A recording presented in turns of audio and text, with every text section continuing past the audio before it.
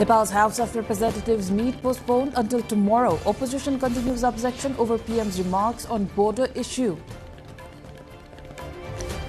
Digital fraud cases rise in Nepal amid growing online transactions, system gaps and awareness among users leading to surge. IMF approves $42.9 million aid for Nepal, adds Nepal achieved remarkable progress in economic reform areas. Iran says it's stopping strikes on Israel, but to resume if Israel attacks Lebanon. Trump calls both sides to halt attacks. North Korea hosts state welcome ceremony for Chinese President Xi. Visit signals efforts to strengthen Beijing-Pyongyang ties. And Nepal crowned Asian Games men's T20 qualifier champions, defeats Hong Kong by 19 runs in rain-affected final.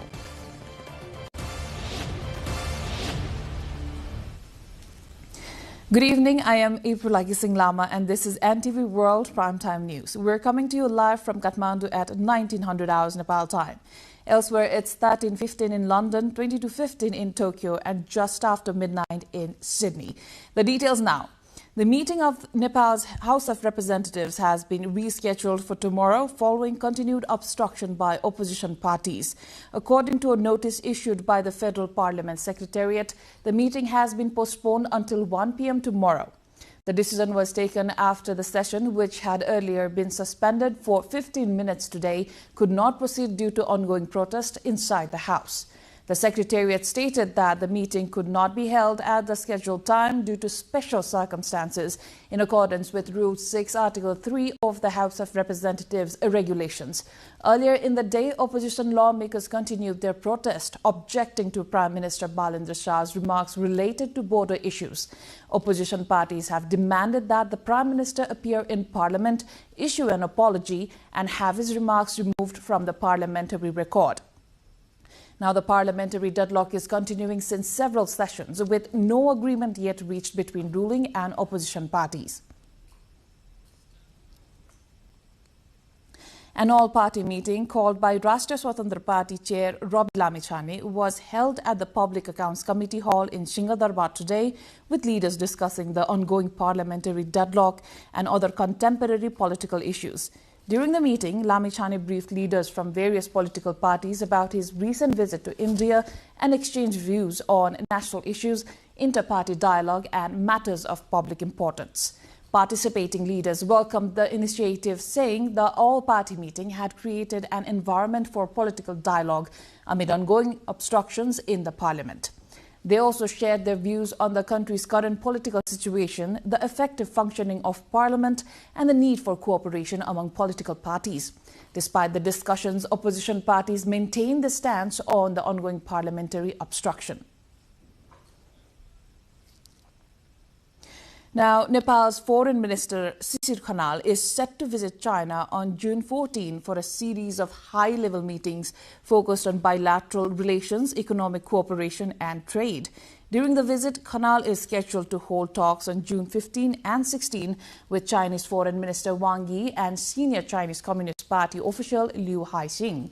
It is said discussions will cover economic assistance, bilateral relations, economic policy and broader areas of cooperation between Nepal and China. The Foreign Minister is also expected to hold high-level consultations on strengthening trade ties and expanding cooperation in areas of mutual interest. Minister Khanal will depart for China on June 14 and return on June 17. The upcoming China visit is expected to focus on advancing bilateral cooperation and maintaining momentum in Nepal's relations with Beijing following his recent engagements in New Delhi.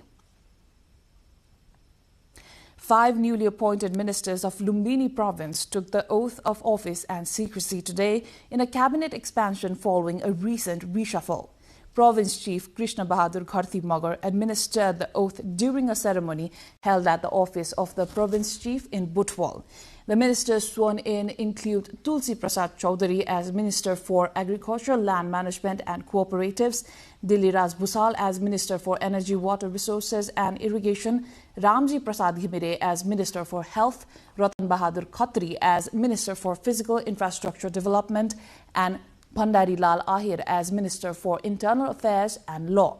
The cabinet reshuffle was carried out on the recommendation of Chief Minister Chetnarayan Acharya in accordance with the Constitution of Nepal. Nepal's Commission for the Investigation of Abuse of Authority, CIAA, has filed a corruption case at the Special Court in Kathmandu against Birgunj Metropolitan City Mayor Rajesh Man Singh and 6 other individuals today. According to the CIAA, the case relates to allegations of issuing a birth registration certificate and citizenship document based on false details by falsely claiming another person's daughter as his own in Birgunj Metropolitan City 3. The anti-graft body has named several officials in the charged seat, including them Ward Secretary Vikari Rai, then Ward Member and Acting Ward Chair Tufail Akhtar Thakurai, and then Administrative Officer at the District Administration Office, Parsasad Kumar Pokhrel. Officials from the Home Ministry's Investigation Committee, including former Coordinator Pushkar Rana and member Parsuram Pokhrel, have also been charged for allegedly preparing a misleading report and concealing irregularities. Now, the CIAA stated that false documents were prepared and procedural irregularities were committed during the issuance of birth registration and citizenship certificates, while parts of the investigation process were allegedly manipulated to cover up the misconduct. Now it's time for a short break. We shall be back with more updates.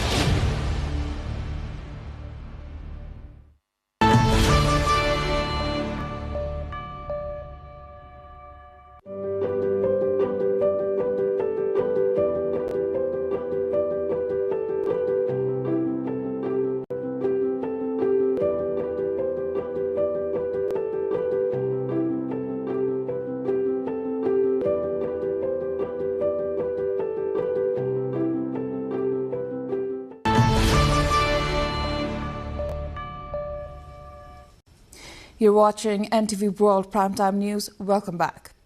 As digital payment is becoming part of everyday life in Nepal, so does cases of digital financial fraud. Thousands of people are reporting money disappearing from their accounts through scams, hacking, and unauthorized transactions. Despite laws and regulatory mechanisms in place, most of the cases appear due to lack of digital literacy and absence of foolproof mechanism. Diksha Awasthi reports. म अमरावती बचत तथा ऋण सहकारी संस्थाको सञ्चालक हुँ।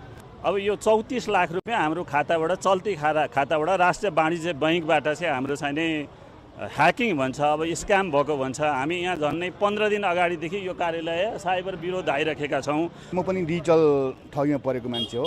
मेरो personal एकाउन्टबाट 20 lakh रुपैयाँ तपाईको स्क्यान गरेर त्यो पैसा चाहिँ गयो 2 वर्ष अगाडि 81 साल 12 महिना 17 गते हो। मैले अनि तुरन्त आएर साइबरमा चाहिँ निवेदन दिएँ, अनि तपाईँ नेपाल राष्ट्र बैंकमा गएर निवेदन दिएँ। अनि तपाईको शुक्रबारको दिन थियो। त्यसपछि निवेदन दिइसकेपछि मेरो 20 लाख रुपैयाँ ट्रान्सफर लिएको, त्यसमा 17.5 लाख रुपैयाँ बैंकमा उसको खातामा, त्यो जुन मान्छेले लग्यो त्यो पैसा खाता उसको खातामा होल्डमा छ 17.5 लाख। अनि तपाईको 2.5 लाख रुपैयाँ उसले अन्य खातामा चाहिँ ट्रान्सफर गर्यो त्यो दिन। अनि मैले तुरन्त आइसकेपछि होल्ड भएको छ, अनि 2 वर्ष भइसक्यो त्यो होल्ड भएको पैसा पनि फिर्ता पाएको छैन। These are just few among thousands of victims of digital financial fraud in Nepal. According to the Cyber Investigation Bureau of Nepal Police, 4,154 digital fraud complaints were registered in the fiscal year 2023-24. That number surged by more than 90% to 7,740 in 2024-25. In just the first 10 months of the current fiscal year 2025-26, another 5,498 complaints have already been filed. As digital banking, mobile wallets, and online transactions are becoming increasingly common after COVID-19 pandemic in Nepal, authorities say cyber criminals are exploiting new technologies and vulnerabilities at an alarming pace.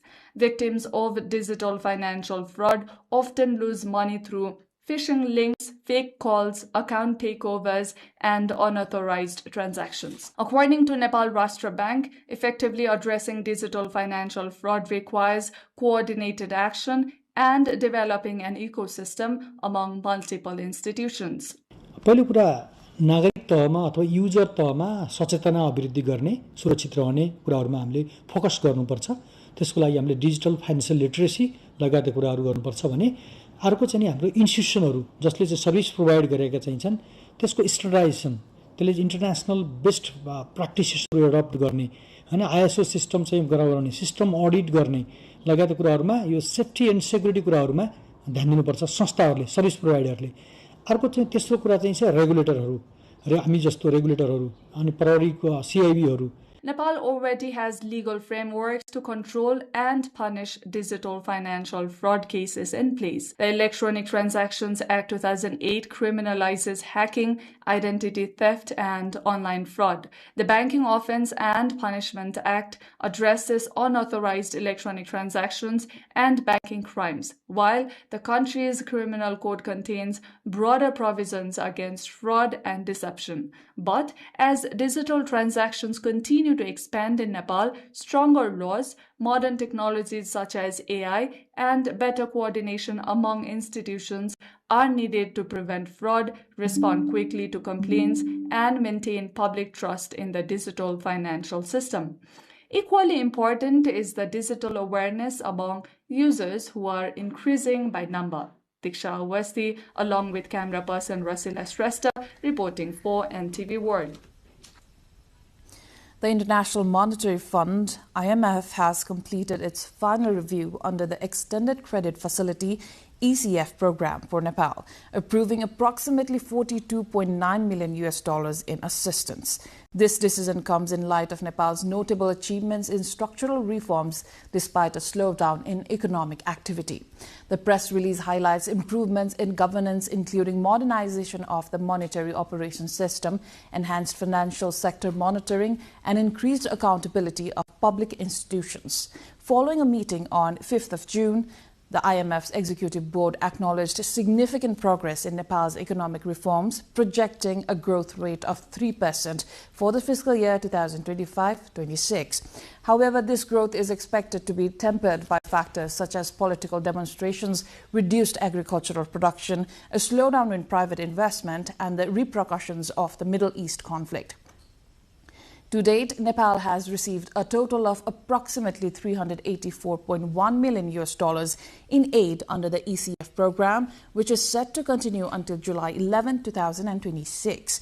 The program, approved on 12 January 2022, allows Nepal access to 180% of its quota, amounting to $282.4 million. Moving on, branded buttermilk produced using traditional methods has entered the market in Palpa of Lumbini province in western Nepal as demand for dairy products continues to rise. The Dumre Dairy Agricultural Cooperative in Tinau Rural Municipality 6 has become the first in the district to commercially produce and market branded buttermilk.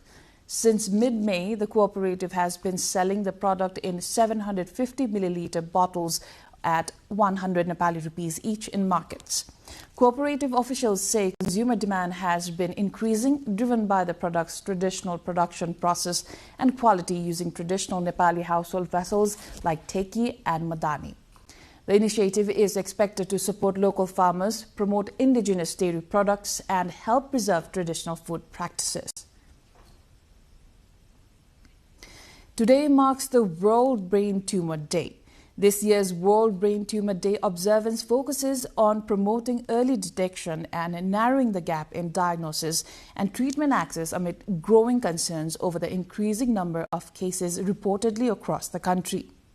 Meanwhile, the number of brain tumor patients requiring surgery in Nepal increased significantly in Nepali lunar year of 2082 BS, with more than 3,000 operations performed nationwide according to data released on World Brain Tumor Day.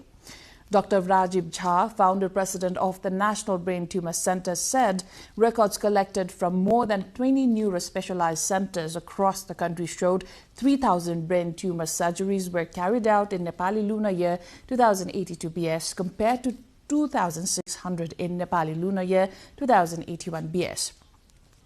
Health experts also reported a sharp rise in aggressive forms of brain tumors. Tumors detected in stage 1 and 2 can often be managed successfully through surgery, whereas advanced stage tumors typically require surgery combined with radiotherapy, chemotherapy, or other supportive treatments. Medical professionals warn that persistent headaches, recurrent morning vomiting, hearing impairment, epilepsy, and paralysis are among the common symptoms associated with brain tumors and should not be ignored. Time again for a short breather. We shall be back with international updates.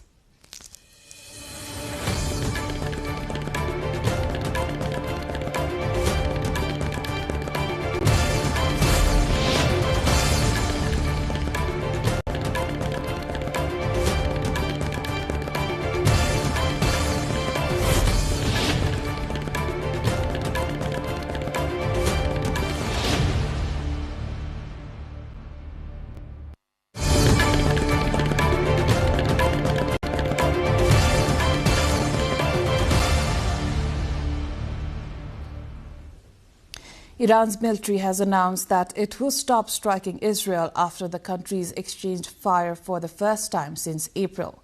But a statement from the country's top military command headquarters warns that it will carry out a more severe response if Israel continues striking southern Lebanon.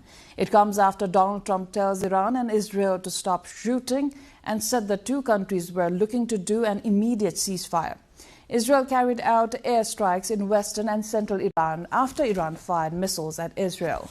Meanwhile, in a social media post, U.S. President Donald Trump has called on both Israel and Iran to immediately stop shooting. Meanwhile, Iranian Foreign Ministry spokesperson Ismail Baghei has said that the U.S. is responsible for the resumption of hostilities with Israel. Baghei also added that Israel's actions cannot be separated from U.S. policy. He also said that the resumption of hostilities in the Middle East war will have consequences for ongoing talks with the United States to reach peace in the region. عرض کردم قطعاً به صورت طبیعی روند دیپلماتیکی که برای خاتمه دادن به یک جنگ تحمیلی شروع شده. تبادل پیام‌ها ادامه داشت. حضور وزیر کشور پاکستان هم یکی از دلایل حضور ایشون همین بود که کمک بکنه به تداوم روند گفتگوها و انجام امور مرتبط با میانجیگری. بنابراین خیر ادامه داشت. Meanwhile, China's foreign ministry says it is deeply concerned by fresh attacks between Israel and Iran, expressing hope that a fragile truce in the Middle East war would be respected. Spokesperson Lin Jian told a regular news briefing that resuming hostilities is not in any party's interest. 中方对当前的局势深表关切，战事再起不符合任何一方的利益，希望相关各方履行停火承诺，保持谈判势头，坚持通过政治外交途径化解争端，尽早实现全面持久停火，为恢复中东海湾地区和平安宁创造必要条件。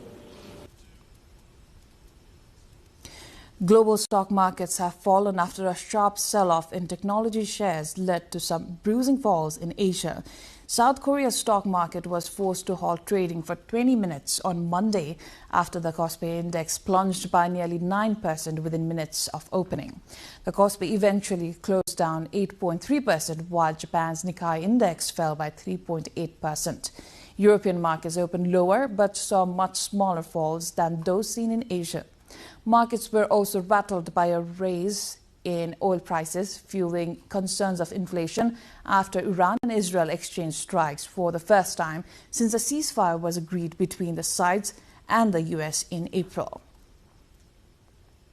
The leaders of Ukraine and its close European allies, the UK, France and Germany, have set out 5 conditions for reaching a just and lasting deal to end the war with Russia.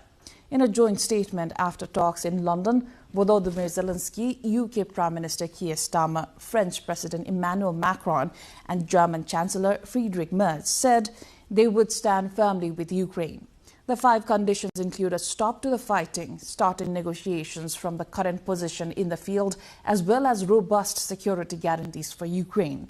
The leaders reiterated the need for the U.S. to be part of the process at a time when U.S. President Donald Trump's focus has shifted to the war with Iran. Let's take a short breather. We shall be back with more updates.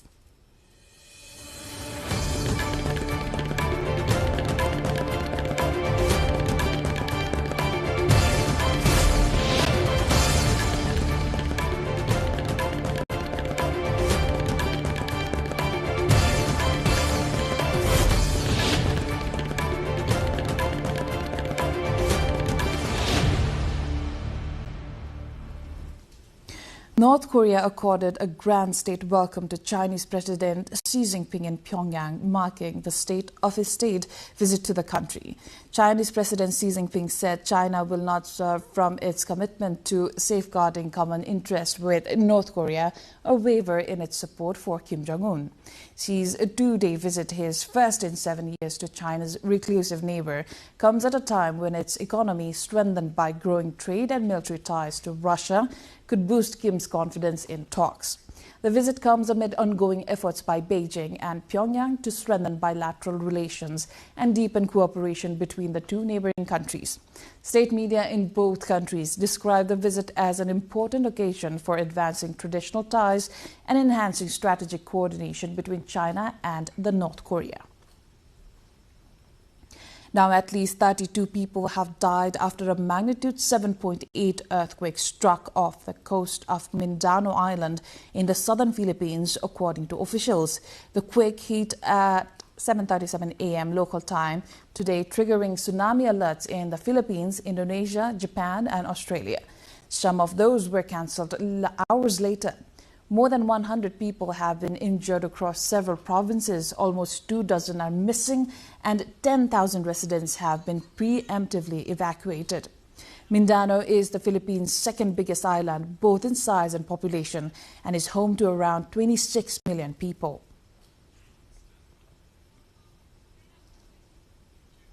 Now, cities across the Guangdong, Hong Kong, Macau, Greater Bay Area GBA marked World Oceans Day on Monday with a series of marine conservation activities aimed at raising public awareness of ocean protection and environmental sustainability.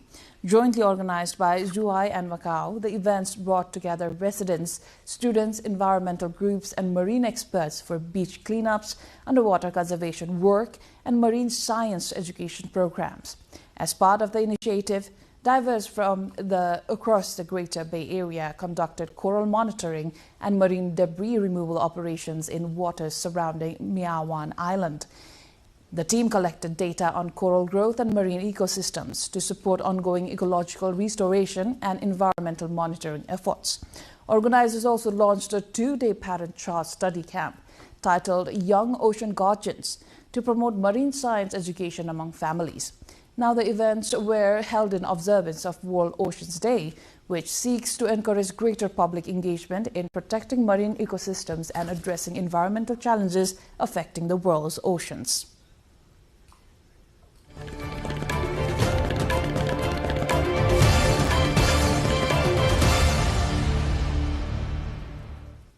Time for sports update.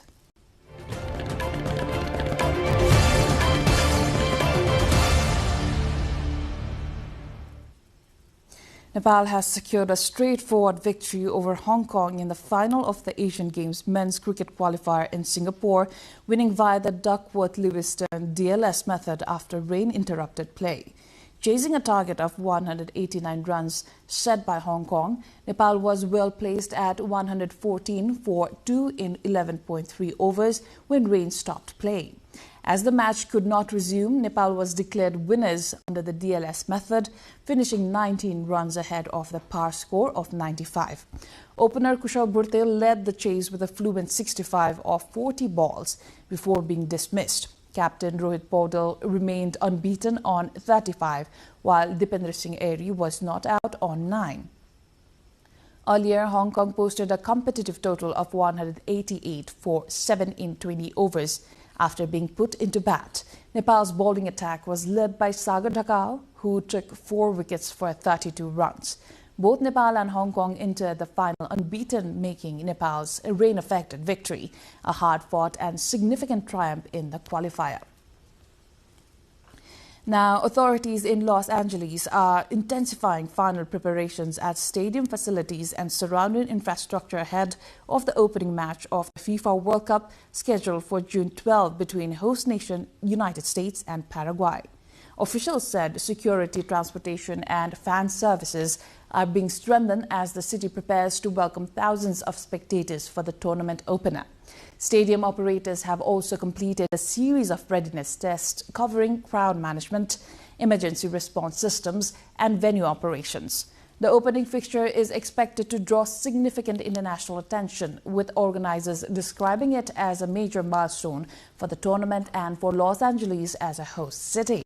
Local authorities said coordination among law enforcement agencies, transport providers and event organizers has been stepped up to ensure the smooth conduct of the match and related fan activities. The June 12 encounter between the United States and Paraguay will officially launch the competition, with millions of viewers expected to follow the event worldwide.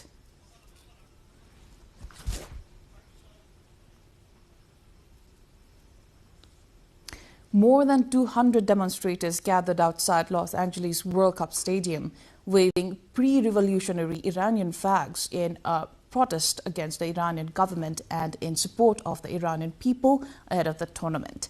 The demonstration comes as the Iran national football team prepares to face the New Zealand national football team in its opening 2026 FIFA World Cup group stage match on June 15 in Los Angeles. Organizers said the gathering remained peaceful and was closely monitored by local authorities. Meanwhile, FIFA said it plans to prohibit the display of the Lion and the Sun flag inside World Cup venues, citing tournament regulations governing political symbols and demonstrations. The decision has drawn criticism from some members of the Iranian diaspora who view the flag as a symbol of national identity rather than a political statement.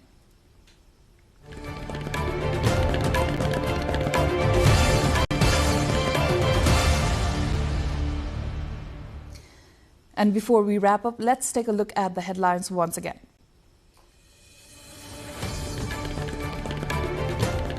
Nepal's House of Representatives meet postponed until tomorrow. Opposition continues objection over PM's remarks on border issue.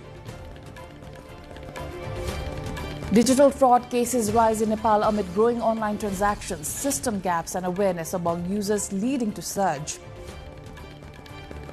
IMF approves $42.9 million aids for Nepal, adds Nepal achieved remarkable progress in economic reform areas. Iran says it's stopping strikes on Israel, but to resume if Israel attacks Lebanon. Trump calls both sides to halt attacks. North Korea holds state welcome ceremony for Chinese President Xi. Visit signals efforts to strengthen Beijing-Pyongyang ties. And Nepal crowned Asian Games men's T20 qualifier champions, defeats Hong Kong by 19 runs in rain-affected final.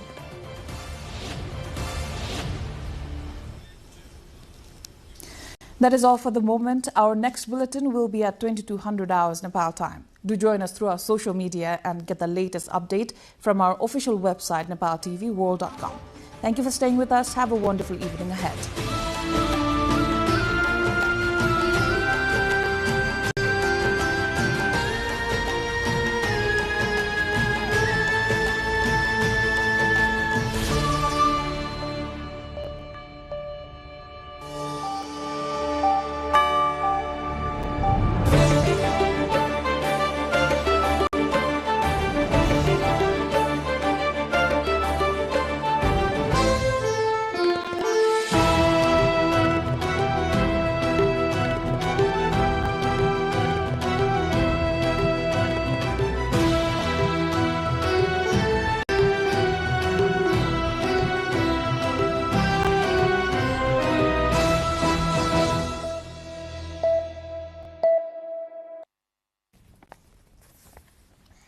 Welcome to the studios of NTV World in Kathmandu.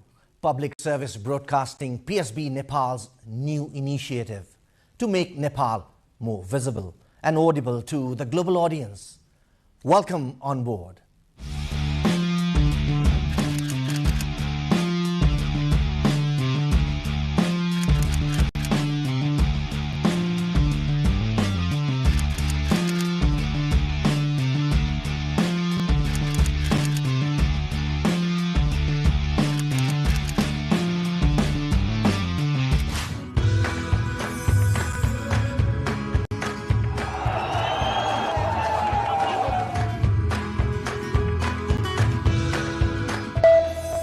This is NTV World, facts that speak, insights that matter. Telling the stories of a changing planet. NTV World, Nepal's perspective to the world. Exploring the heartbeat of Nepali creativity. This is NTV World. The power of story shaped by technology. NTV World. Unearthing Nepal's hidden heritage. Discovering the timeless Nepal. Telling stories that endure across centuries. Where culture breathes, stories bloom. When the world moves, we make a sense of it. NTV World. Taste of Nepal. Every recipe, every flavor tells the story. Journalism in the digital age. Fast, focused, verified. Stories hold power. Stories reflecting life. Stories of the hinterlands. Reporting for NTV World. This is NTV World. Welcome to News Hour. This is NTV World. Welcome to Primetime News. One story at a time. Crossing borders, connecting voices, where Nepal meets the world in dialogue. This is NTV World, Nepal's perspective to the world. Voices that connect Nepal to the world, bringing perspective, region and relevance to every story. NTV World, Nepal's perspective to the world. Stand by. Mic is on. 3, 2, 1, cue. We are NTV World.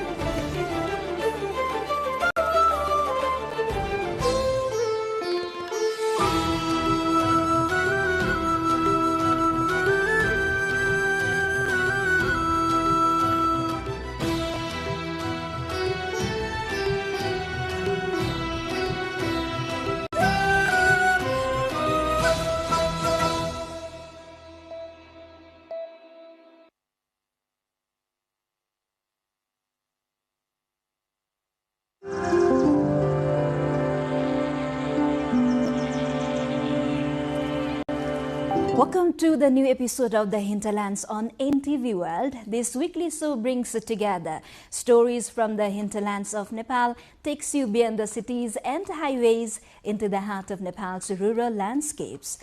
I am Rosina Rai and we will be leading you into this journey every week.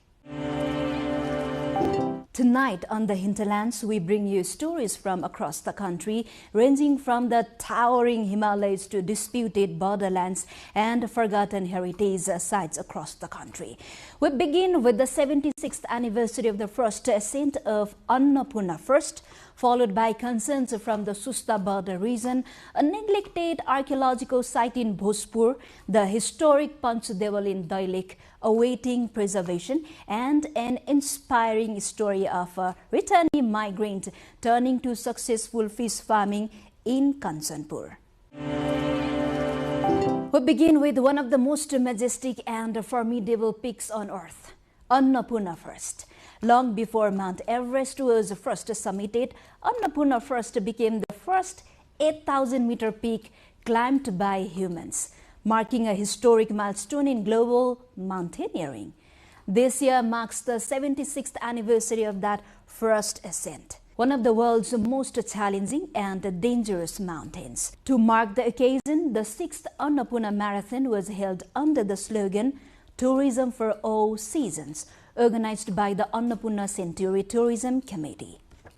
June 3rd, 2026 marked the 76th anniversary of the first successful ascent of Annapurna First. This is considered as a significant milestone in global mountaineering history. One of Nepal's premier trekking destinations, the Annapurna Himalayan range rises to an altitude of 4,130 meters and attracts both domestic and international trekkers throughout the year. The peak was first successfully climbed on June 3, 1950 by French mountaineers Maurice Ozouk and Louis Lacanel, making it the first 8,000-meter summit ever conquered even before Mount Everest.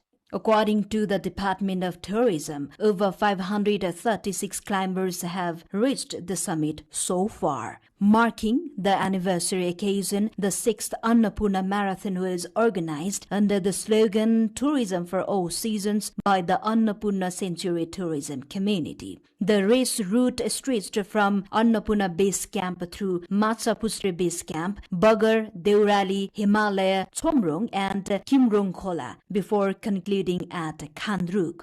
Athletes from Jumla dominated the competition, sweeping both the men's and women's categories. In the women's section, Manju Rawat claimed gold, followed by Raja Lakshmi Rawal and Kalpana Bura, completing a clean sweep for Jumla. In men's category, Dal Bahadur Kunwar secured first place with an improved performance, while Tilak Bahadur Sunwar of the Nepal Army finished second and local runner Sachin Gurung came third in the competition. Moving to the western plains of Nepal, residents of Susta in Navalparasi have expressed concern after reports that Indian authorities obstructed river control works intended to protect the area from flooding. With the monsoon season approaching, delays in embankment construction along the Narayani River have heightened fears of flooding and river erosion in this highly sensitive border region. Authorities and locals are urging timely intervention to ensure the safety of settlements along the riverbank. A report. Construction of an embankment is currently underway along nearly 1 kilometer of the Narayani River in Susta, a historically significant Nepali territory located across the river. The federal government has allocated nearly 120 million rupees for the project to protect the area from riverbank erosion and seasonal flooding. However, plans to begin additional river control work about 132 meters from the current embankment site have been put on hold after objections from the Indian side. Although a contract for the extension has already been signed, local officials say work could not proceed after Indian authorities requested that construction be stopped. सुस्ताको अपर पार्टमा चाहिँ थोरै चाहिँ बाँकी थियो हाम्रो काम गर्नलाई अनि त्यो सँगै अब हामीलाई अलिकति रिस्क हुन्छ भनेर हामीले आयोजनले चाहिँ सानो ठेक्का निकालिकन अब हजुरको सम्झौता गरेर हामीले काम अगाडि बढाउँदै गर्दाखेरि अब भारतीय पक्षले चाहिँ उहाँहरुले चाहिँ यो विवादित सीमामा चाहिँ हामी काम गर्न दिन्नौ भन्ने हिसाबले उहाँहरुले अलिकति इस्यु उठाएको हुनाले त्यो कामलाई चाहिँ हामीले अगाडि बढाउन नसकेको अवस्था छ। Despite discussions between border security officials from both countries on Sunday, the Indian side reportedly maintained that the area is disputed and that no construction should take place without mutual agreement. Chief District Officer Deepak Raj Nepal said the matter has been reported to Nepal's Ministry of Home Affairs, adding that India has argued that any work in the area should move forward only through bilateral consensus. यहाँ ठेक्का लागेको ठाउँमा अब निर्माण कार्य अहिलेसम्म सुरु भएको छैन। निर्माण कार्य सुरु गर्नको लागि खास गरेर हिजो हाम्रो सशस्त्रको टिम र इन्डियाको एसएसबी टिमले अब बोर्डर निरीक्षणको क्रममा पनि नयाँ निर्माणको लागि अब दुवै पक्षबाट चाहिँ एउटा सहमति भए पश्चात चाहिँ गर्नलाई उपयुक्त हुन्छ भन्ने कुरा चाहिँ उहाँहरूले राख्नु भएको छ। According to local residents, India has obstructed the project, claiming that the embankment falls within a disputed zone. Of Susta's total area of 40,980 hectares, around 14,000 hectares are said to have been encroached upon, while another 19,400 hectares remain under dispute, thus limiting local access and use. However, Rabindra Jaiswal, spokesperson spokesperson for the Susta Protection Campaign, insists that the embankment is being built on Nepali territory and warns that failure to complete the project could put the very existence of Susta at risk. यो जुन अहिले काम भइरहेको छ नि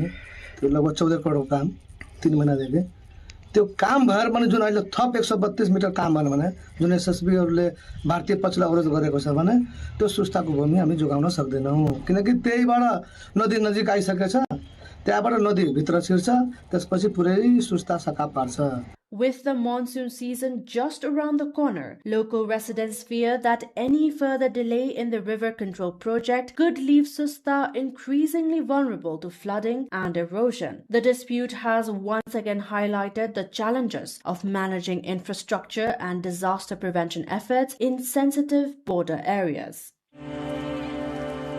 Now turning to eastern Nepal, where rich archaeological heritage sites outside major tourist routes often remain overlooked and neglected.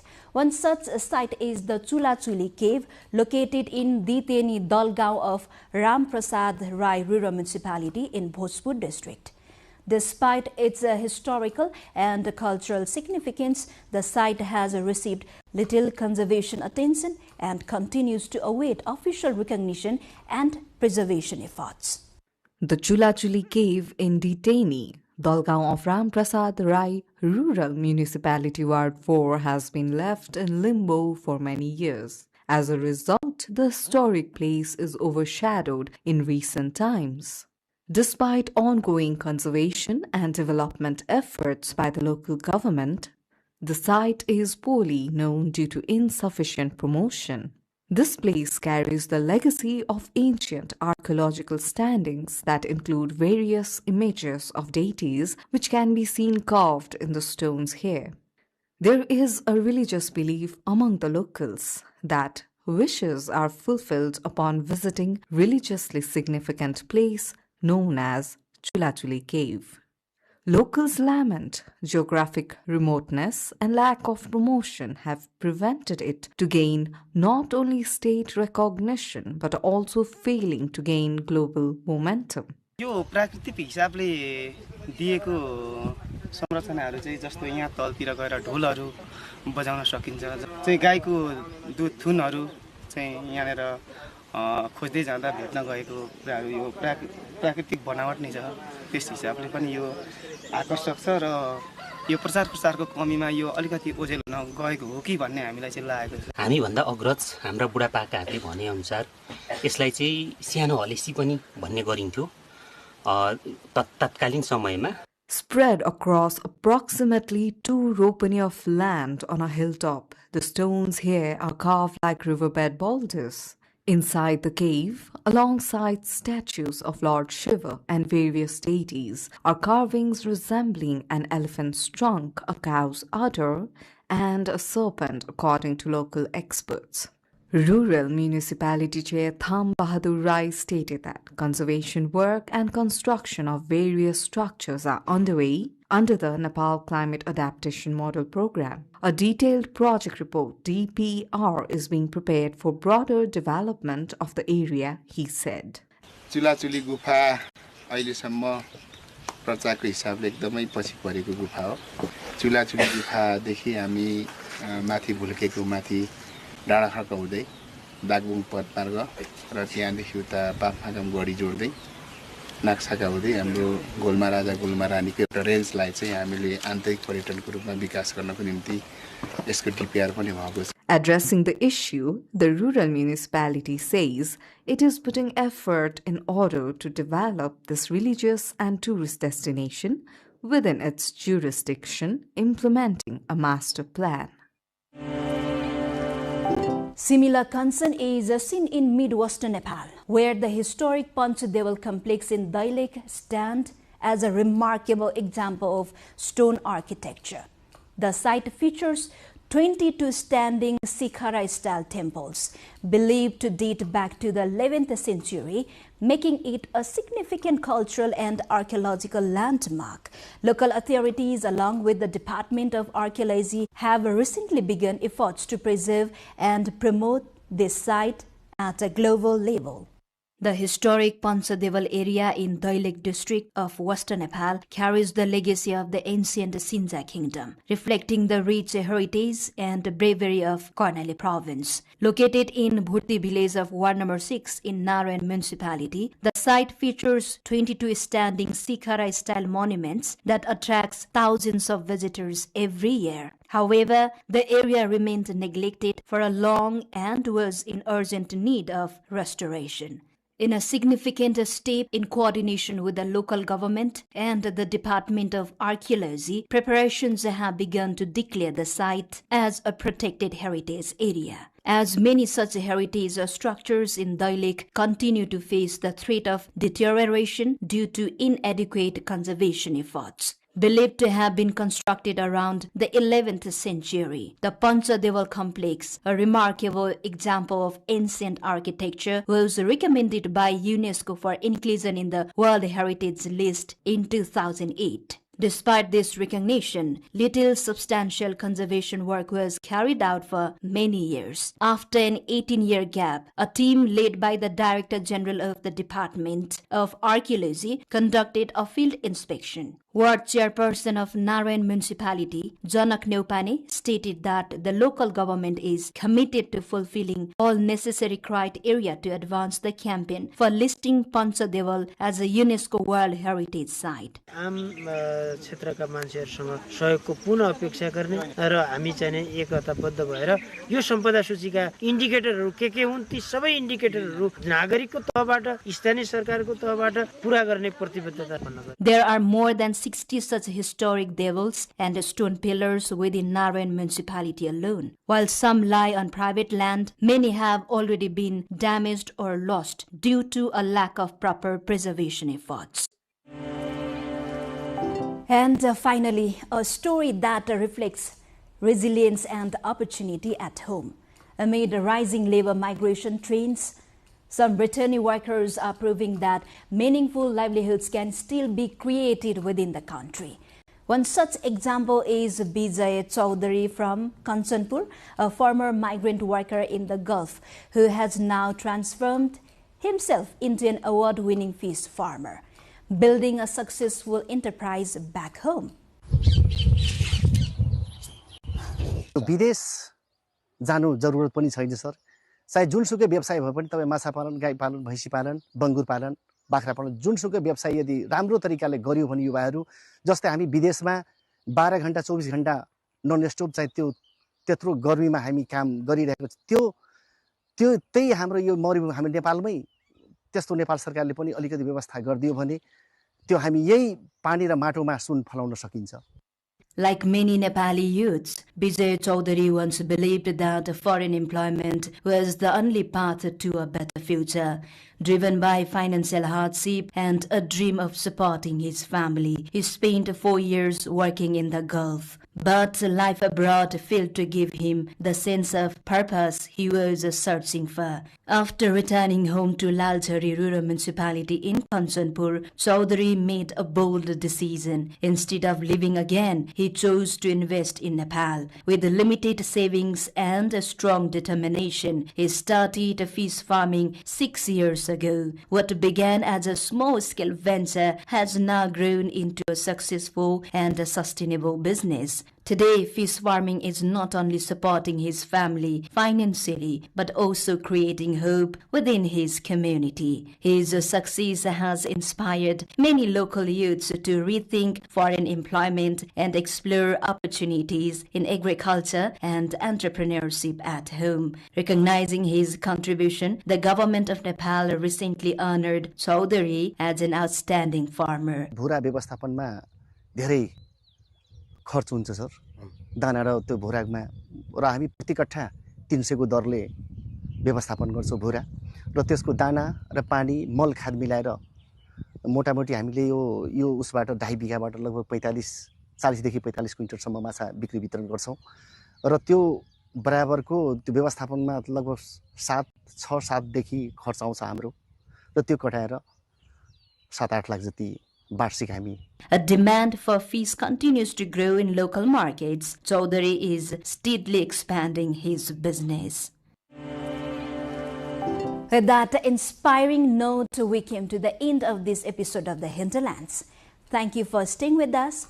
We will see you again next week with more stories from across Nepal's hinterlands.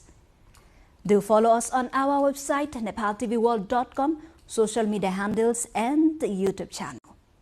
Thank you for joining us. Goodbye for now.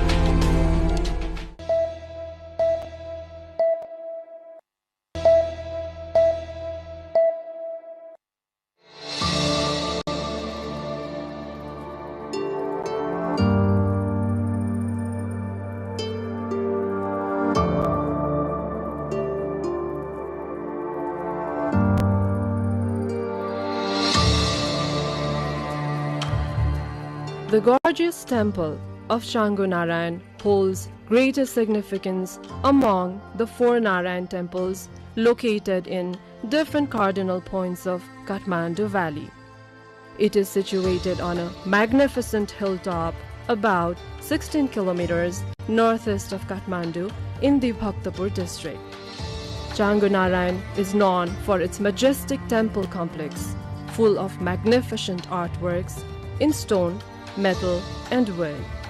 As an important heritage site of archaeological and cultural importance, with a history of nearly 1700 years, Changu Narayan was designated as UNESCO World Heritage Site in October 1979. By then, it also received the attention of international observers abroad.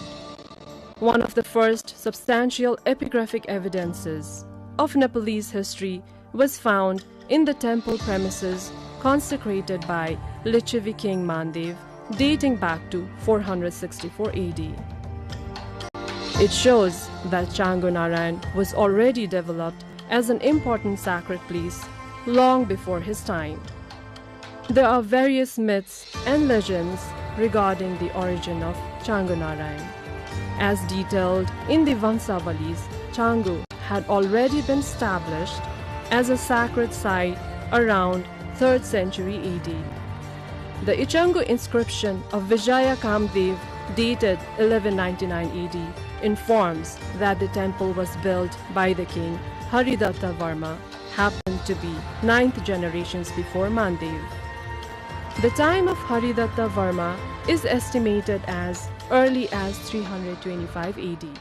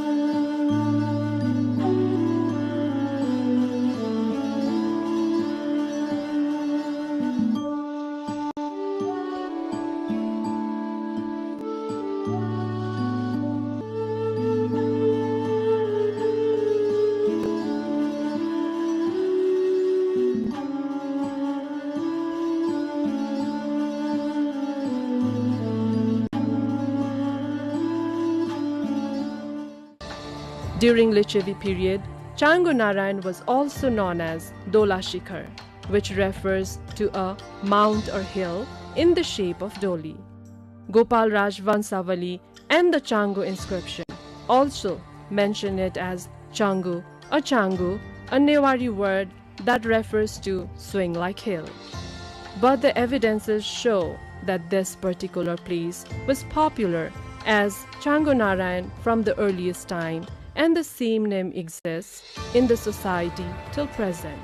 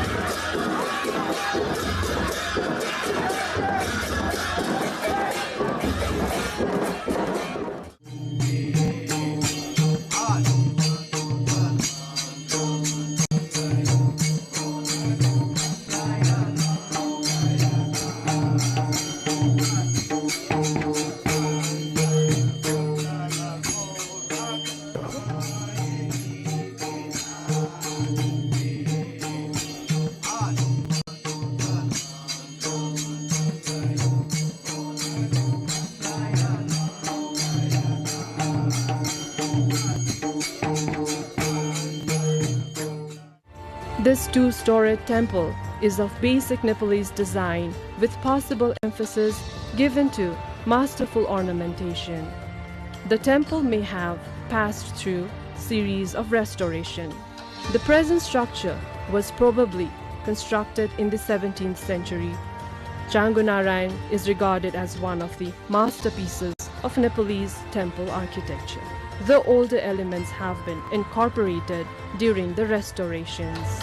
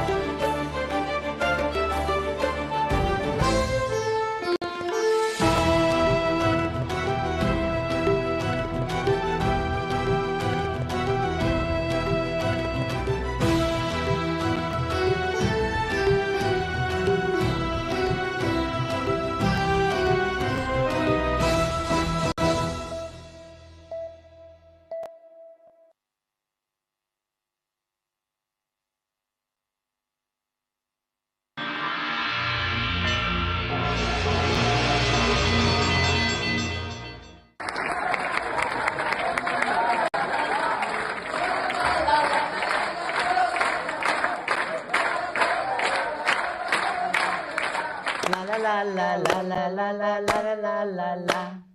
La la la la la la la la la la la. Well, welcome to a new episode of Creative Forum here on NTV World, where we bring achievers from different creative walks of life and celebrate their achievements, their feat. Recently, a Nepali film has been making headlines across the world for a historic feat it has managed to achieve in the international arena.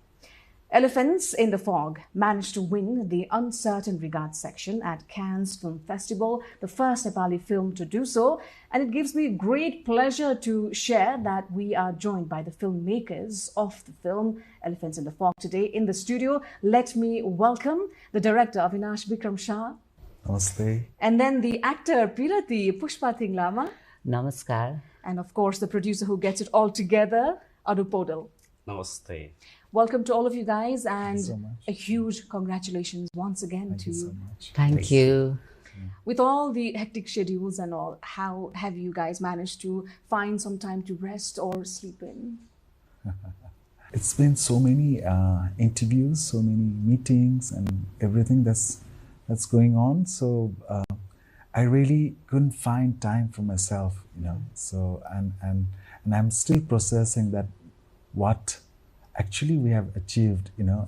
I'm still, but I'm happy. Everyone is happy. My mother is so happy, you know. With that, I'm happy for sure. But you know, this the time to process, to think what I've really achieved, you know. So that thing that still I have to it process. Still feels surreal, yes. probably. Yes.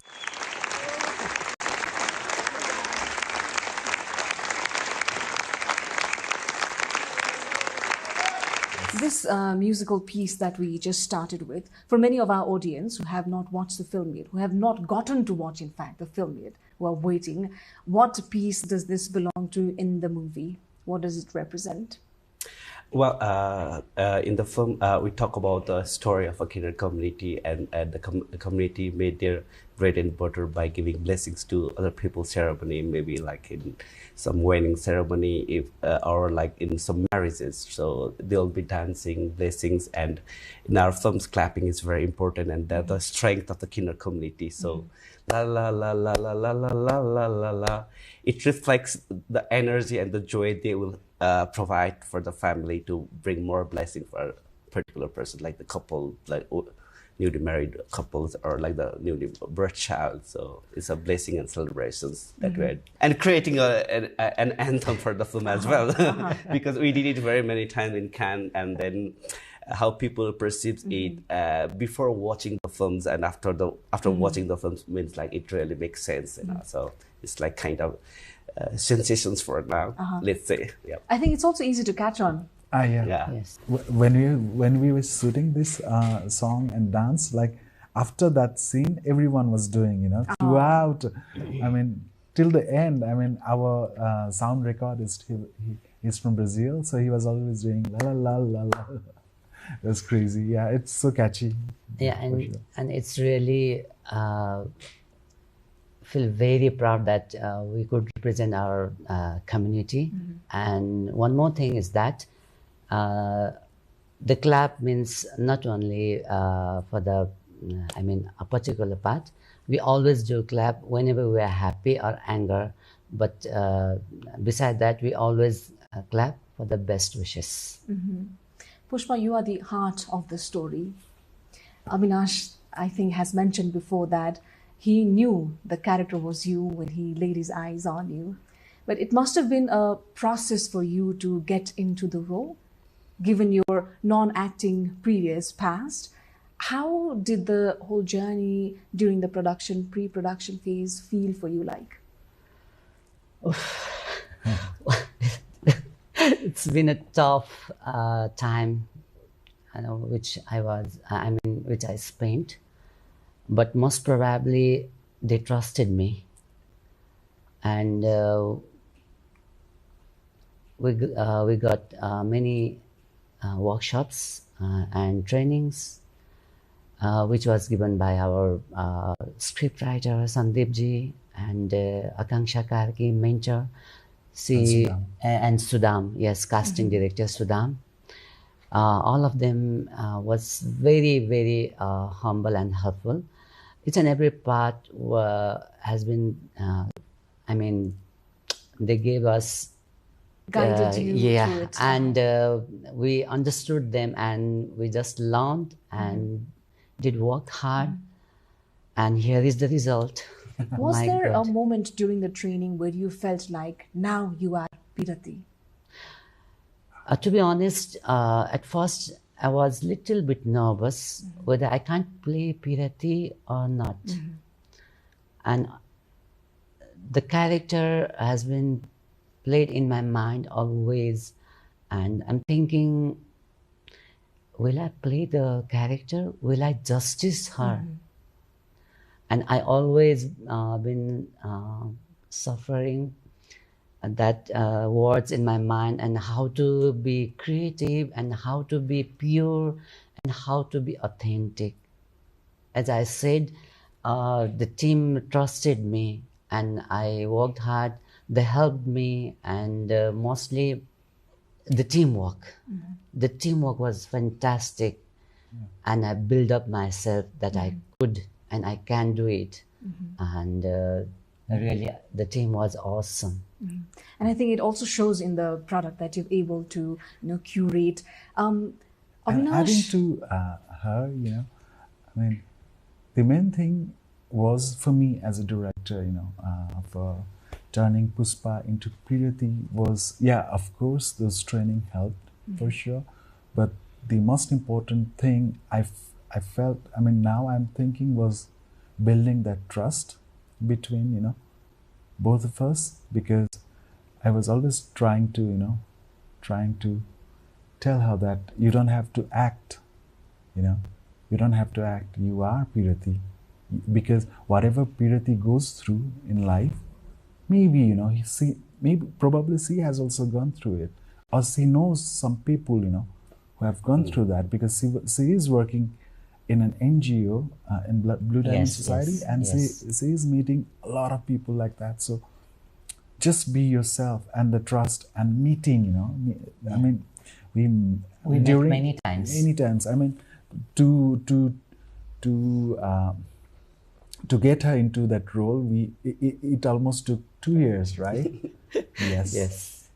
And the main thing is that what I found, Pirati and me, myself, is similar, because both of them are most encourageable and lovable person.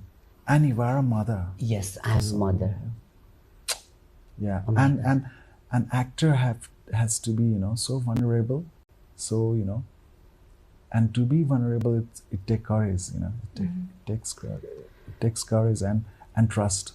When you reiterated that you are a mother as well, so it almost sounded like you have to go through the emotions, you have to have had experiences as such in your life to be able to portray that character. Is that so?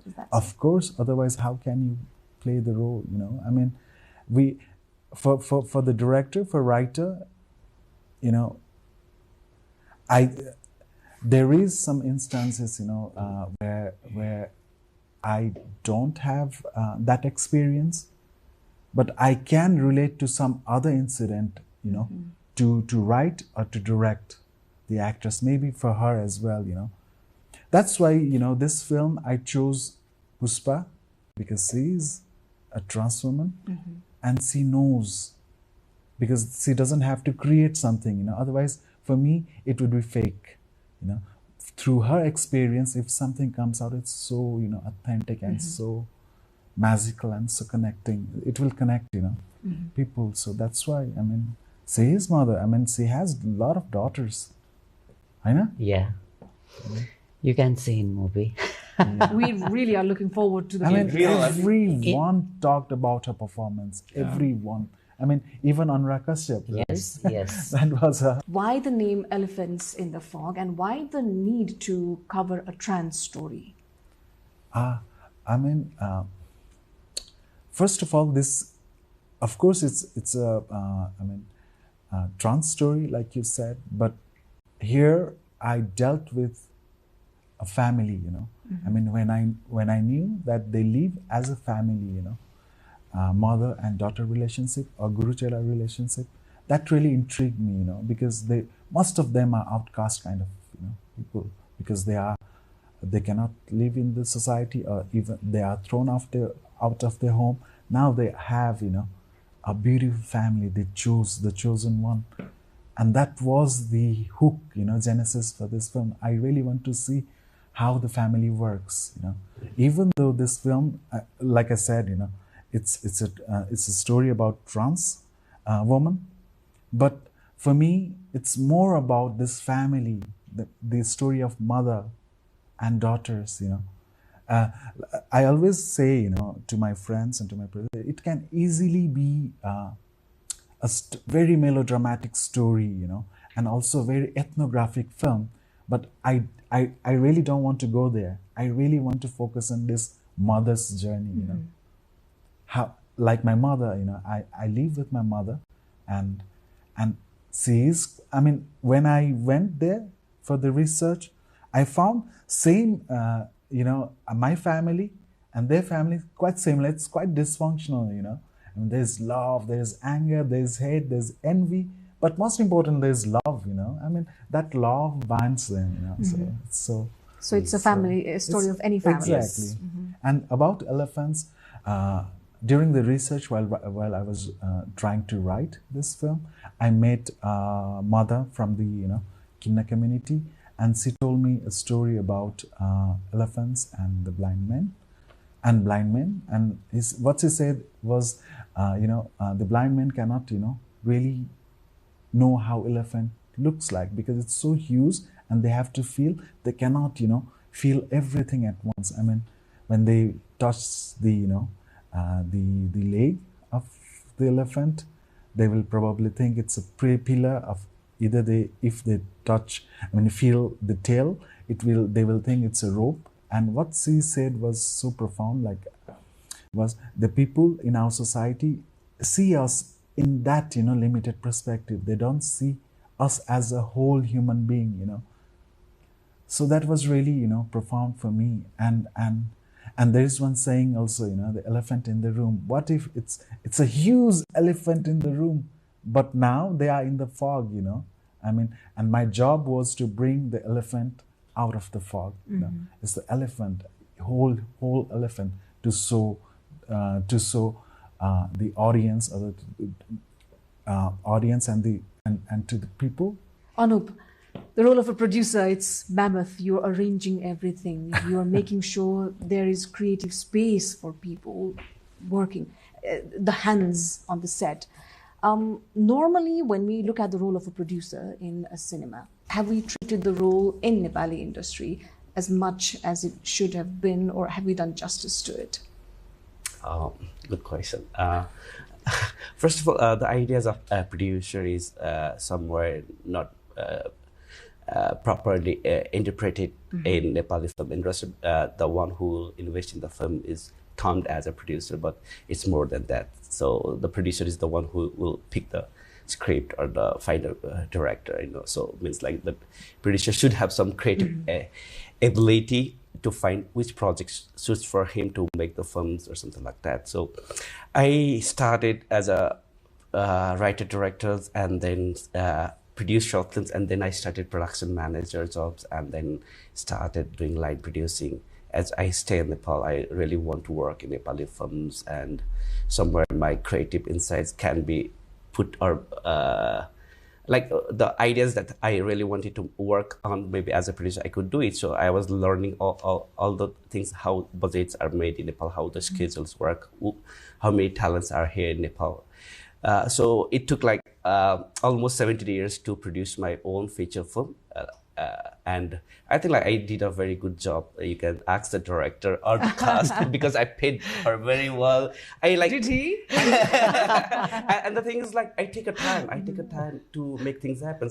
When Avinash was taking time to have rehearsals with actors, going to Bhairava or bringing all the actors to Kathmandu and have a rehearsals, there is a creative process going on, but still like I have spent a lot of money for the logistics to make it happen, to bring all the actors. It was like 25 people at one time, and then 15 people and 5 actresses, So it took years and years. And if I was not a good producer, should I have wait for all this year to make it happen? No, right? Because there are lots of expenses, lots of things to make things possible. And I think I feel like I'm a proud, and it's very unseen story of a producer, how they work, or how hard their job is behind the cameras, So I'm very thankful for having me here and give me a space to talk about my experiences. It's such a pleasure to have all three of you. Pushpa, right, building on it, did he pay you well? Yes, he did. Okay, he did. There we have it. Main thing is that he just a particular person that he always says me that we need to be independent. So trust yourself, build up yourself. And really, man, thank you so much. He did it. Anup and Avinash, you worked also in another successful project, Lori, before. I hear you guys are best of friends in the set. Are you guys? It's like I was studying South Busan, producing. I studied producing in South Busan, and I don't want to talk about since we talk about gender roles or gender neutrality, but still like the idea of husband and wife, So the how a family functions, there is a husband and there is a wife, and who holds the things, So the relations between director and producer is something like that. How people take it. It can be husband and husband, wife and wife, or anything as such, but. What I'm trying to say is like there is a good side as well, there is a bad side as well, but we accept everything of us and discuss and make things happen. Even for Avinash, it's been like I even like he was ready, I was not ready in many ways, so I took my years, like 2-3 years for myself to have a financing in the films. And even Avinash, I gave him a time to have like rewrite the script, work with the actors, castings. I took a time, so it's like mutual discussions that we have it, and we always fight. We look very close to each other, but have a little of rivalry because we have been working together for like 17 years, a long time collaborations, and if we don't have this sides of us, good, bad, evil sides or ugly sides, we couldn't come along this long journey. So I produced a couple of short films as well, which went to good film festivals. But Cannes is the one where our work highlighted.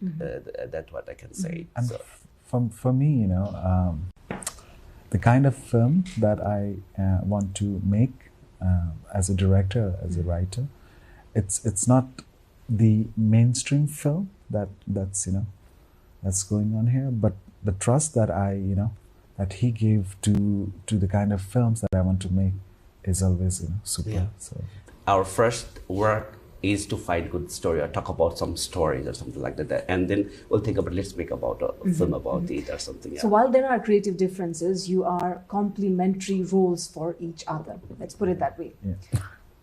A marvelous feat at Cannes Film Festival. I wonder what criteria you evaluated. Maybe Avinash can answer this. When putting out your film or sending your film to festivals, there are festivals in Nepal as well. The first thing is Cannes is considered as one of the biggest film festivals in the world. Number one is that. Second, I'm self-taught filmmaker, and I watched films that has been selected in Cannes, at Cannes, and they discovered those directors. The directors I love, I mean,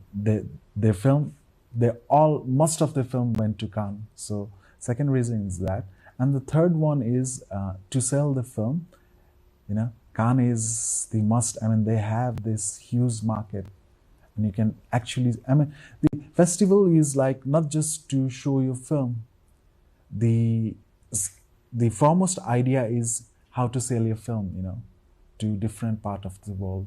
So the other reason is that. So first is it's a biggest film festival, and they really treat you, I mean, really good.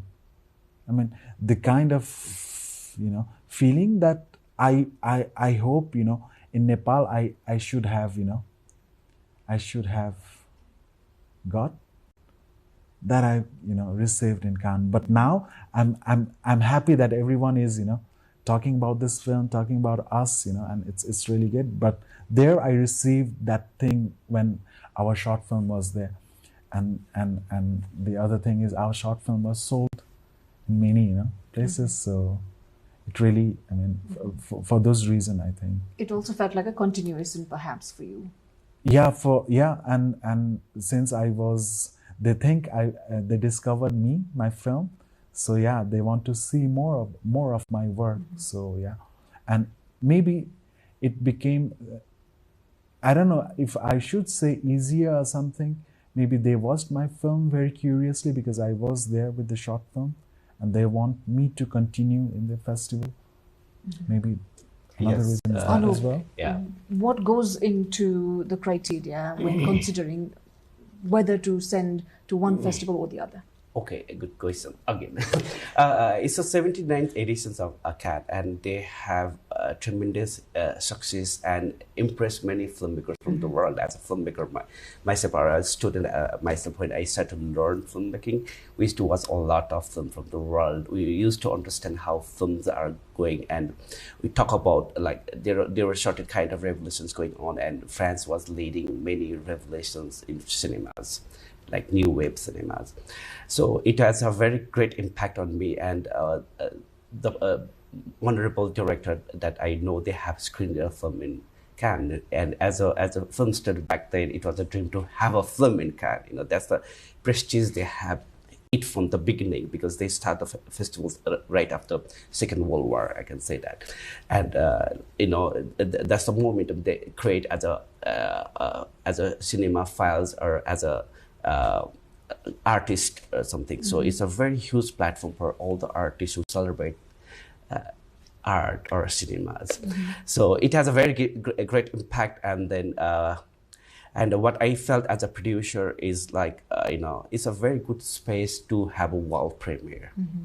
World premiere is one place where you can only have one. Okay, and as a producer, my somewhere my greediness, I can say that I want to have there, and it will be easier to sell the film.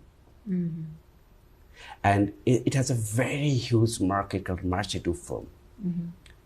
And there are lots of distributors coming across the world to buy best one. So and one more thing that I want to add is, when I was there, after the screening, and there were a lot of people, cheering for us, and one place is that Cannes is, the film festival is so political, and I was thinking, like, the woman that I was dealing with in this film, the trans woman, their lives and the life in Cannes, I mean, all the European, the best ones, I mean, with this glaze and glamour and red carpet and everything, The important thing that I felt was the story that I wanted to tell, That's the best place, because it's being seen, Our story is being visible all around the world. So that's the most important thing, I think, for us. Reach, exactly. For us to premiere in Cannes. Yeah. Nepal also had a pavilion at the Cannes this year. Any one of you can answer this. How effective do you think the step was? I mean, it's always good to have our country's, pavilion there. But again, like I said, it's just a baby step from us. I mean, there's a very small pavilion, but I have seen the pavilion, the big ones from India, from Switzerland, from Germany. We have a very small one there. So, but like I said, maybe we can, bring the big one in later years and, invite more people. So, yeah. It's a step forward. It's a step forward for sure. I want to come to Anup now. Governments of South Korea, for instance, and Iran as well, they invest in film industry relatively higher and well enough to solidify the sector itself. How have you viewed government's investment here in Nepal? I think still the impact of cinemas is not evaluated or understand by our government yet. What can cinemas make changes in the life of many people over here, or what can it what it can take from the countries to the international platforms. We have not evaluated it, and we have not understand the impact of it. For me, as I studied in South Korea, they have lots of things, and they progressed quite heavily after 2000. The status of Nepali films and South Korea back then was kind of similar. So when government is aware of cinemas, and when a government is aware of protecting the arts and artists, and then only art flourish. So I think the conversations and discussions are going on with new ministers, and recently people are talking about new film bill that is supposed to pass, but they have some kind of questions going around. And with the impact of even Elephants in the Fog recently has just realized, what can be done in coming years. And for me as a producer, how Nepali film can progress is if government has more interest in producing films, like providing some grants for development, or productions fund, or post-production fund, or helping filmmakers. Like I need support to release Nepal Elephants in the Fog in Nepal, and I need support from Film Development Board for distributions. So if they are very serious enough to handle all these things, we can earn revenue at first. And the money will automatically go to the government. If they spend money, it's like some a certain percentage will be there for them. So and we have we keep on paying taxes, and I don't know where our tax money are going from film development boards. I don't think doing different stops like trainings, which might not be required sometimes, and spending the money over there rather than investing in some short films or some scripts or something like that. So the conversation is coming here because no one has taken film seriously. Although we have a history of almost 60 years now, no one has taken cinema seriously, and this is a prime time. And I'm very happy we have having these conversations, and many young filmmakers are aware of the government, that government should be there to help them around. We can be hopeful. Avinash, when we talk about films that goes to festivals like these, there is a general understanding that the type of film made for festivals and the type of film made for the general audience are different. Do you think so? Festival actually receive hundreds of films, like they call it, art film. I mean, whatever films that in Nepal, even from Nepal, there are many films, they have been submitting, and they call it, it's art film, very slow burn kind of film. But then, with this project, Elephants in the Fog, I really don't want that boundary, because this film about this boundary, we set, it's either this or that. We really blurred that, boundary, and because it's a very fast-paced film, and with the one of the genre is thriller genre, and it's kind of commercial film for me, and this film is just recently selected in Cannes. So the thing in most of the filmmakers, not just in Nepal, in South Asia, they think only this slow kind of film will travel to to the festival like Cannes or anywhere. But then with this film, with the elephant, we have changed. I mean, for me, I think it was a clear intention for me, because the very first intention was, at least in Nepal, people see more and more people should see this film, not for the producer aspect, for as a director, because the intention of this film, why I'm making this film and what I'm dealing with this film, and for that reason, many people have to see, and if I make very slow kind of film, I mean, they will get bored. So it was my intention from the writing, you know. No, I have to make audience, you know, sit in a chair and engage in the film. You know. So for that reason, we have tried this, and like I said, you know, Khan accepted that film. So it's not that only the art film, like you said, you know. I mean, for the general audience and the festival films, we have blurred that line with this film.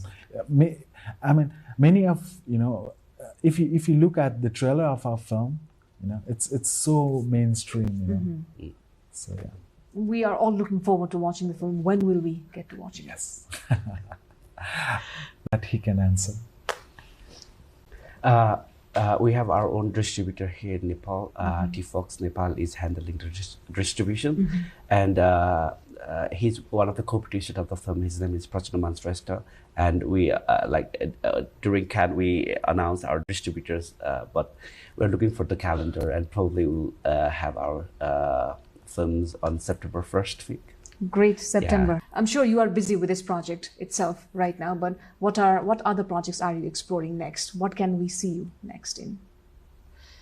Right now, I don't have any. I mean, I'm not planning for anything to do because I have to go back to office. Yeah, go back to office. She'll wait for traveling all film festivals that we'll have it, and then her plan. I'm her manager now, and then she's waiting for Nepal premiere as well, and she wants to see how Nepali audience will react, and she really after Elephants, she really want to get into acting as well. You know, she discover herself more with the tools that she finds acting tool.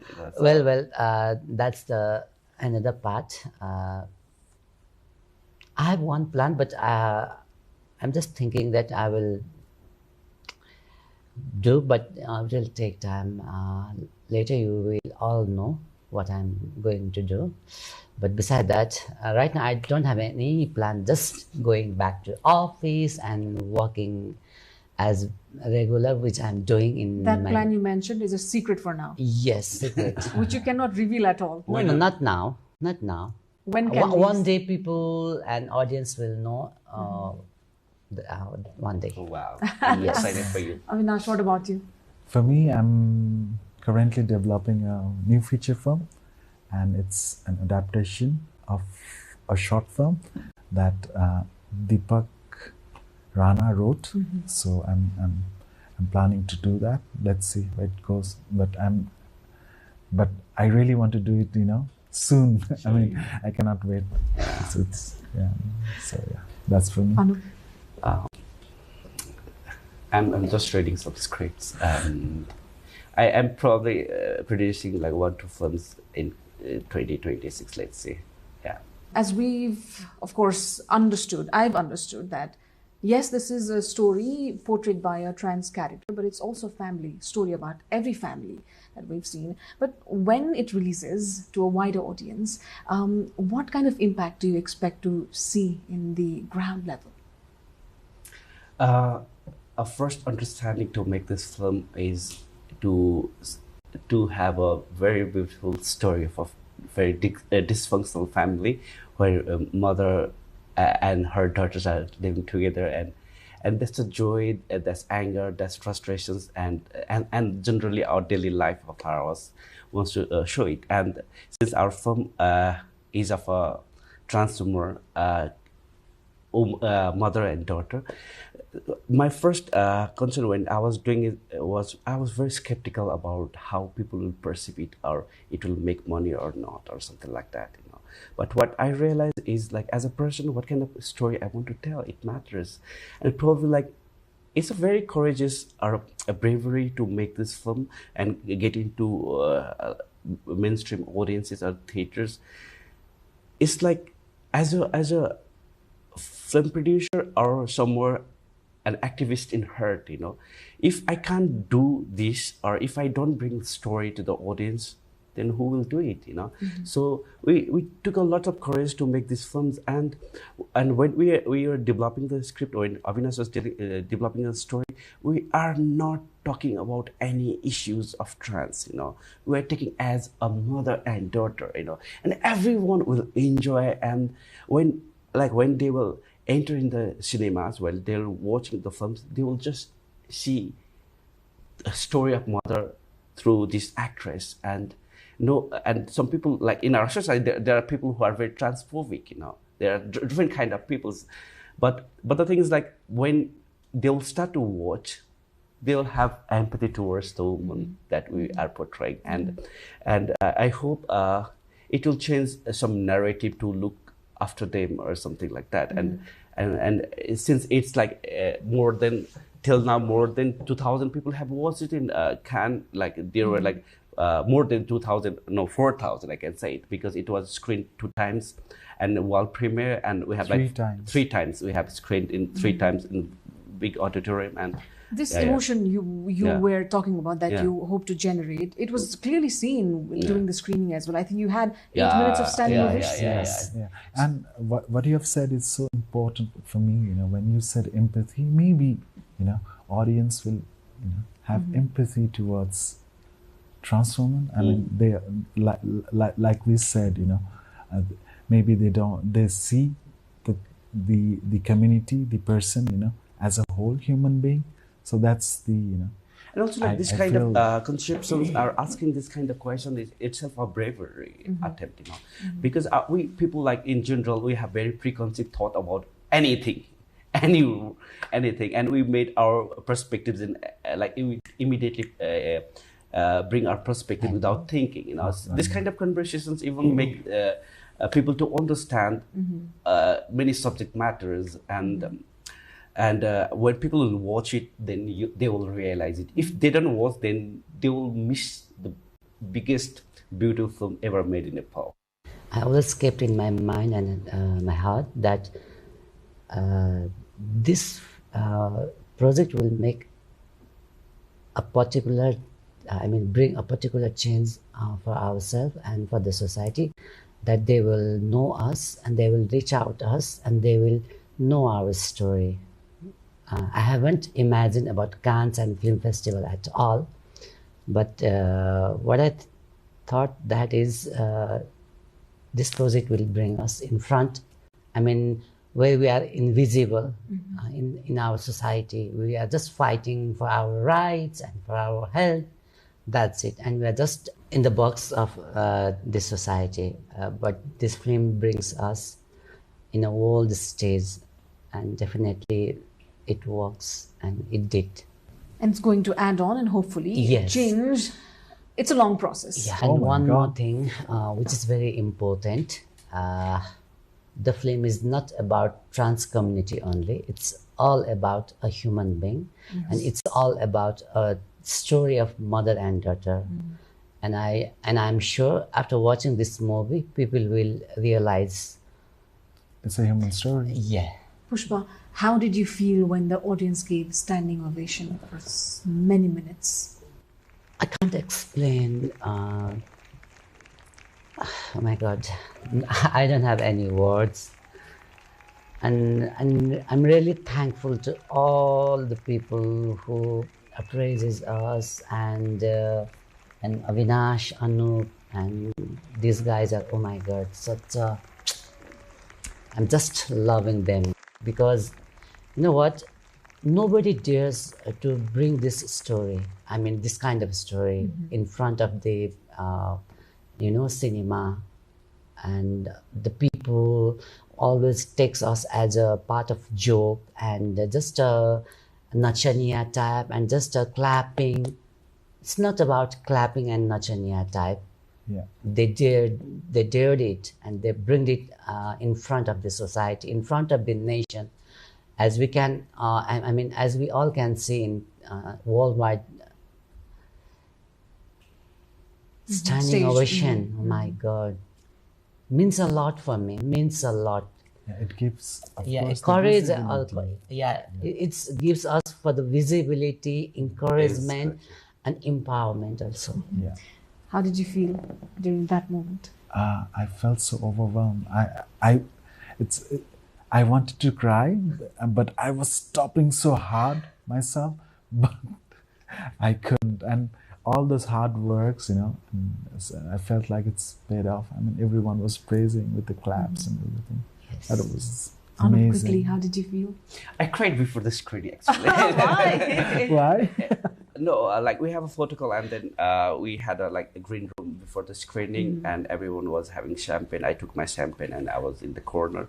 What I realized in all this year is like I did a lot for the project, financially, mentally, physically, emotionally. I was so weak at that point, and then that day was a very big day for me because I am giving the film to the full audience filled with in the auditorium, So I'm taking out something from which was very hard to put inside me because I suffer a lot while making the film, but I'm giving it to the peoples, and then I feel like the film is finished. That's the feeling I had it, and I literally cry, and then I don't know what emotion it was. It was so hard to.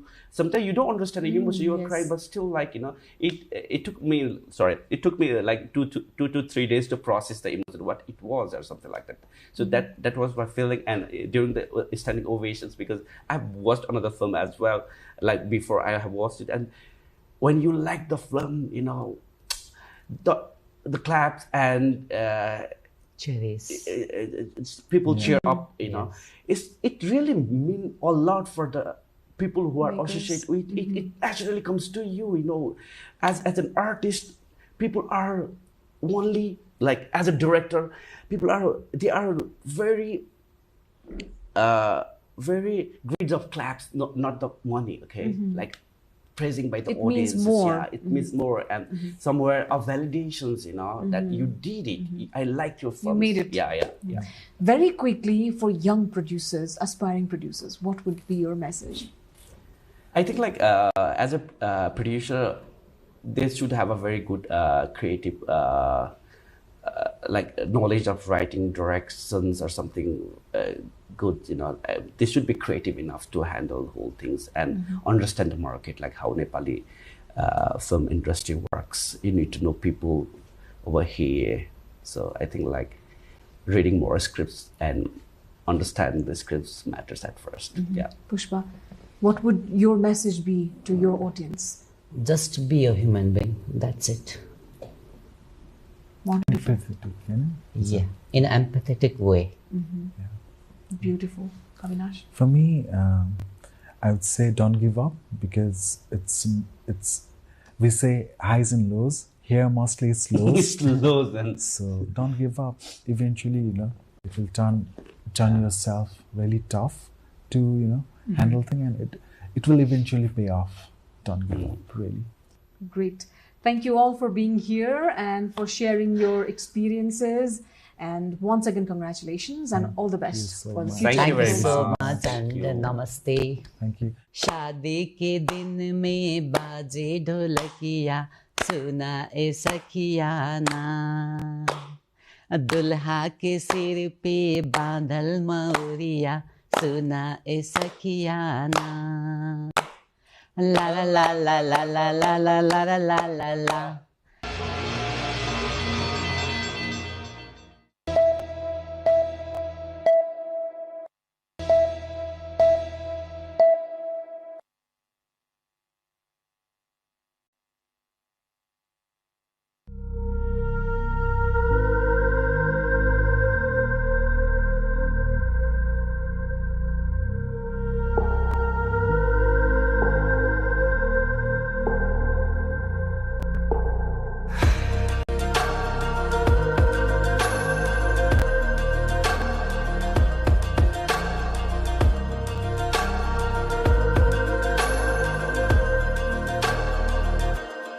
What if I told you a story of a place shrouded in mystery and steeped in stones?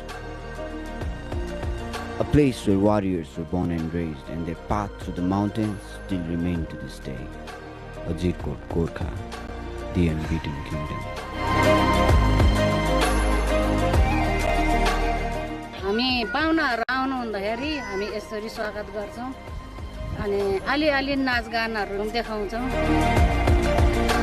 मेरो सिङ्गो नेपाल गाउँकी गोर्खामा गर्व लाग्छ जन्मिएछु साँच्चै स्वर्गमा म त नेपालकी छोरी भन्छन् Gorkhali.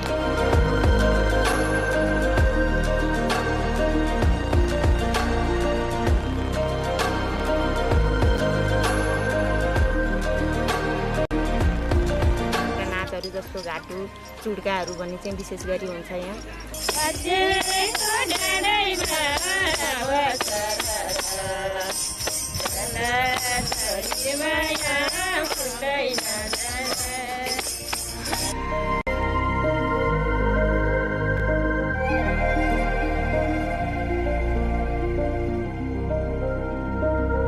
For those seeking a luxurious escape, there are stunning lodges that offer an indulgent retreat amidst the rugged beauty of this place.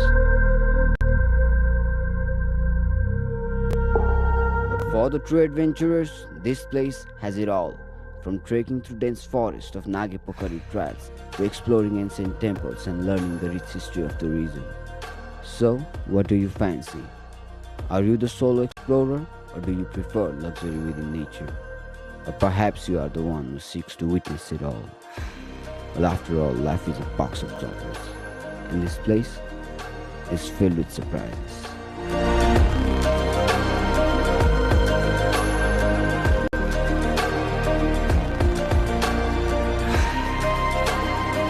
Welcome to the place where magic and reality intertwine, where the wonders of nature are both breathtaking and awe-inspiring. From the elevations of 300 meters to a towering 8,000 meters, this place will leave you mesmerized and in awe.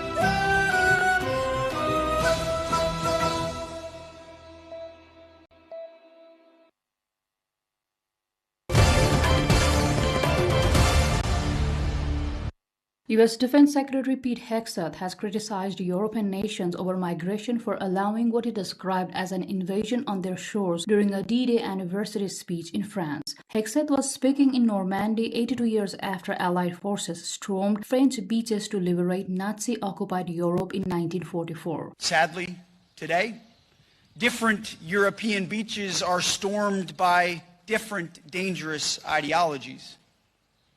Beaches in Spain, in Italy, in Greece, and Bulgaria, boats and men arrive. When will European capitals do something about that invasion? Or is it too late? I pray not, and I believe not. He said they stood by their allies and expected their allies to be capable and ready to stand alongside them. We stand by our allies, and we expect our allies capable and ready to stand alongside us. The heroes of 1944 did that, and may we.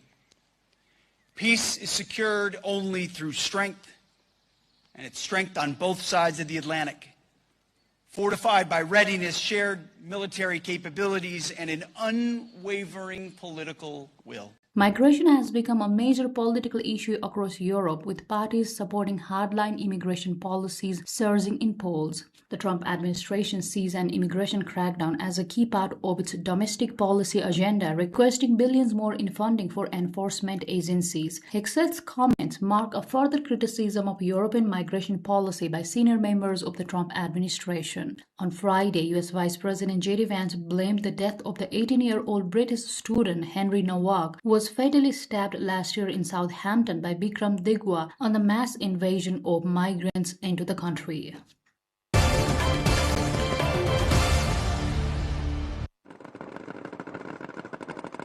Japan's Ground Self-Defense Force has unveiled a launcher used for hypervelocity gliding projectiles, or HVGPs, for the first time since their deployment earlier this year. SBGPs are a kind of extended-range missile that can be used as part of Japan's counter-strike capabilities. The missiles have a range of several hundred kilometers. Their warheads are designed to glide through the air at supersonic speed and are considered to be more difficult to intercept than conventional missiles. Type 25 SBGPs have been deployed at the Camp Fuji. Civic groups staged protest when the deployment started back in March. This year's Fuji firepower exercise, the 68th of its kind, was based on a scenario of defending a remote island.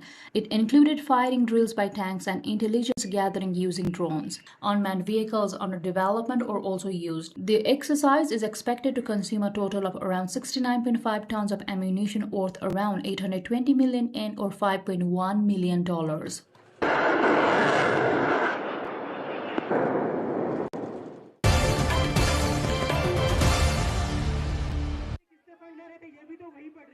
Hundreds of supporters of the Cockroach Janata Party (CJP), a satirical social media movement, gathered in New Delhi on Saturday to protest alleged irregularities in India's major competitive examinations. Demonstrators wearing paper cockroach masks demanded the resignation of Education Minister Dharmendra Pradhan over question paper leaks and technical failures in national exams.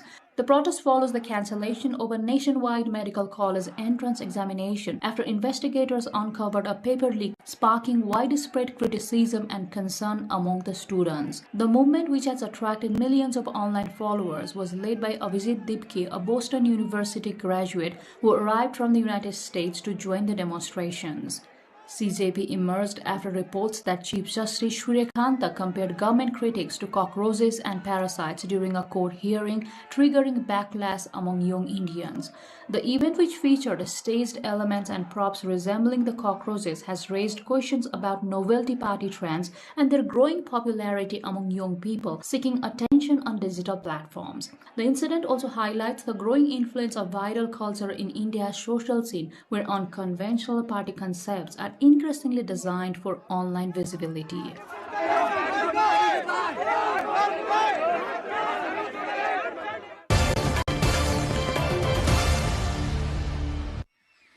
Russia has unveiled a new amusement ride in St. Petersburg named Oreshnik, drawing attention for its association with the country's hypersonic missile system capable of carrying nuclear warheads. The attraction takes its name from the Oreshnik missile, which Russian officials have promoted as one of the country's most advanced weapons. The missile is reported to travel at speeds of up to 10 times the speed of sound and has been used by Russia against Ukraine on at least 3 occasions since its introduction. The naming of the ride highlights the growing presence of military symbolism in Russian public life amid the ongoing conflict in Ukraine. While amusement parks often use themes linked to speed and technology, the decision to name a ride after a missile associated with active military operations has drawn attention both inside and outside Russia. The launch of the Oreshnik attraction comes as Moscow continues to showcase its military capabilities, with the hypersonic missile frequently featured in official statements and state media as a symbol of Russia's strategic strength.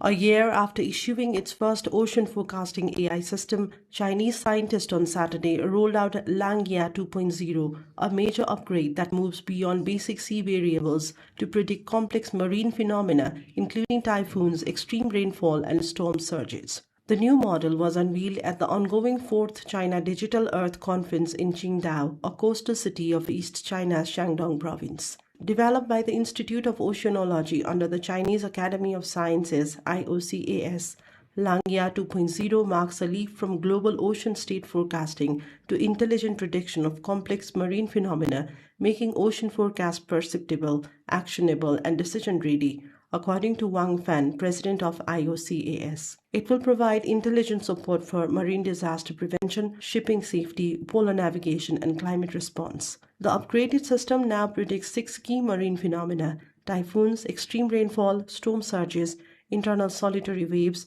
mesoscale eddies, and sea ice. It does so via 6 specialized vertical submodels, each trained on unique data sets and physical mechanisms. It forecasts their evolution over the following 30 days and allows users to query speed, amplitude, and other key parameters for the coming week, according to the research team.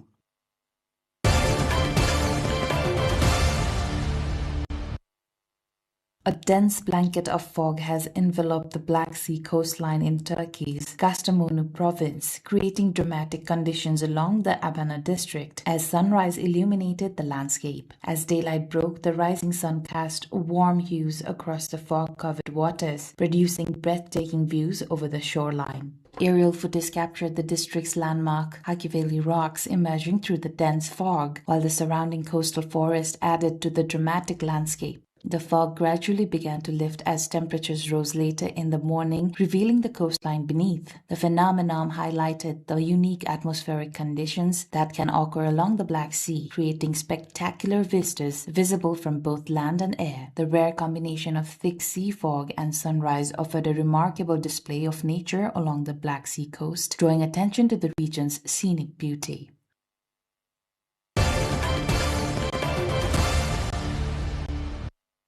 The world's coastal mangrove forests, which protect millions of people from storms and soak up vast amounts of planet-warming gases, are staging an unexpected comeback, scientists find. For decades, these swampy trees had been declining rapidly as they were cleared for fish farms and housing. But a new study shows that since 2010, the world has been gaining more mangroves than it had been losing, driven by stronger legal protections and increased public awareness of their importance, sparked by disasters such as the 2004 Indian Ocean tsunami. The researchers say the key factor, though, is the remarkable capacity of these forests to regenerate naturally once humans stop chopping them down. Mangroves are one of the world's unsung environmental heroes. Not only do they store up to 5 times more carbon dioxide than land-based forests, but their tangled roots can also slow down waves and protect coastal communities from storm surges and tsunamis. These same roots provide a perfect nursery for many species of fish and other marine life, protecting them from predators and providing ample food. These benefits, though, have come under serious threat over the past century as the rise of fish farming, agriculture, and the expansion of coastal cities and towns have seen mangroves chopped down and rapidly removed. However, the new study shows a real reversal of the trend, particularly over the last decade.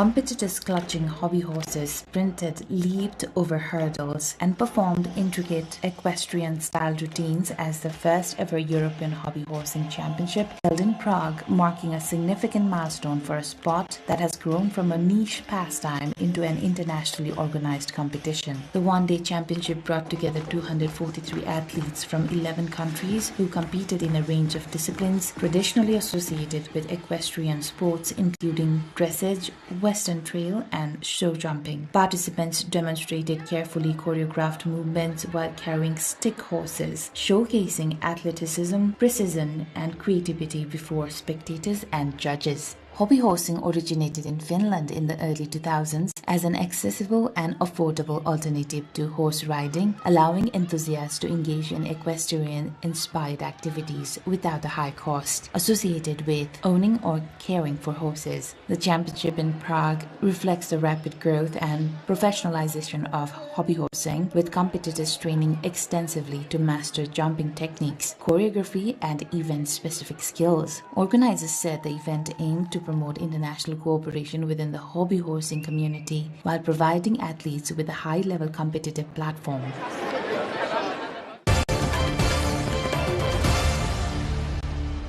A Vietnamese artist is redefining traditional origami by incorporating dough paper, a centuries-old material deeply rooted in Vietnam's cultural heritage, into intricate paper folding artworks. Artist Nguyen Nam Son has been creating highly detailed origami sculptures, including complex designs such as dragons featuring horns, claws, scales, and other lifelike elements that appear almost sculptural rather than paper-based. He says that while Japan uses washi and Korea uses hanji, Vietnam's dough paper offers similar strength and flexibility, allowing folds to hold firmly and enabling more detailed artistic expression after extensive experimentation. Son has also been conducting workshops to introduce participants to dough paper and its properties, promoting awareness of traditional Vietnamese craft through hands-on experience. Some of his works have gained international recognition, including awards in South Korea and exhibitions in Spain, highlighting growing global interest in culturally adapted contemporary origami.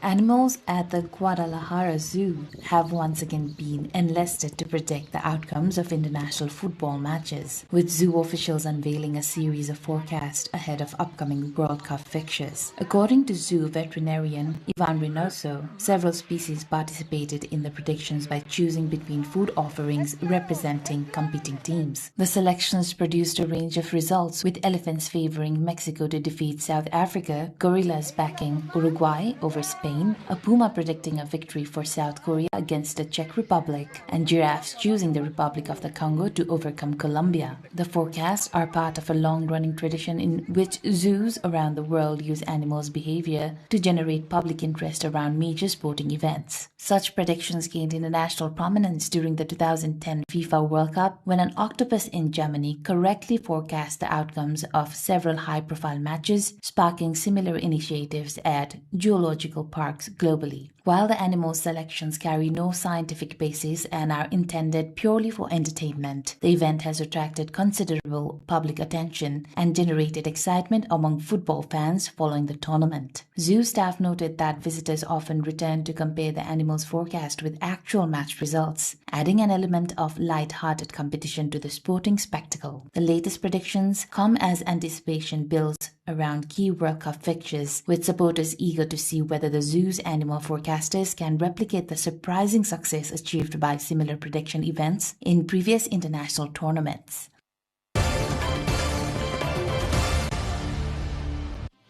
The Fez Festival of World Sacred Music is honoring Morocco's master craftsmen, recognizing their long-standing role in preserving and transmitting the country's rich cultural heritage across generations.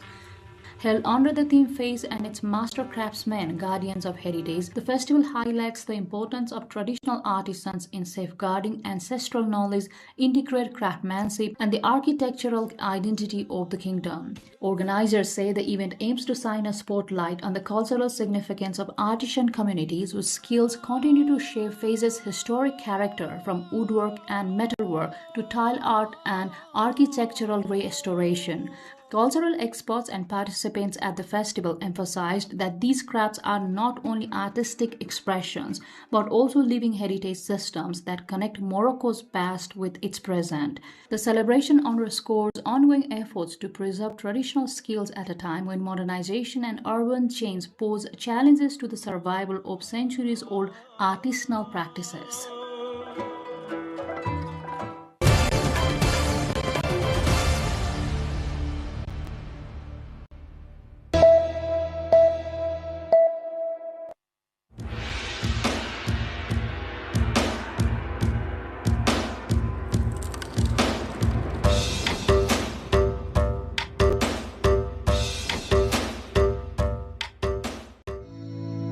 Intermittent playing hide-and-seek with the folk, enchanting one's heart with the sight of fully bloomed rhododendrons, and rejoicing in the lap of nature with the chirping of the birds. When you set foot in Sandakpur, you experience a wonderful feeling of heavenly bliss right here on earth. Due to the ever-changing weather and the snow-white mountains visible right in front of your eyes, Sandakpur constantly draws everyone's heart towards it.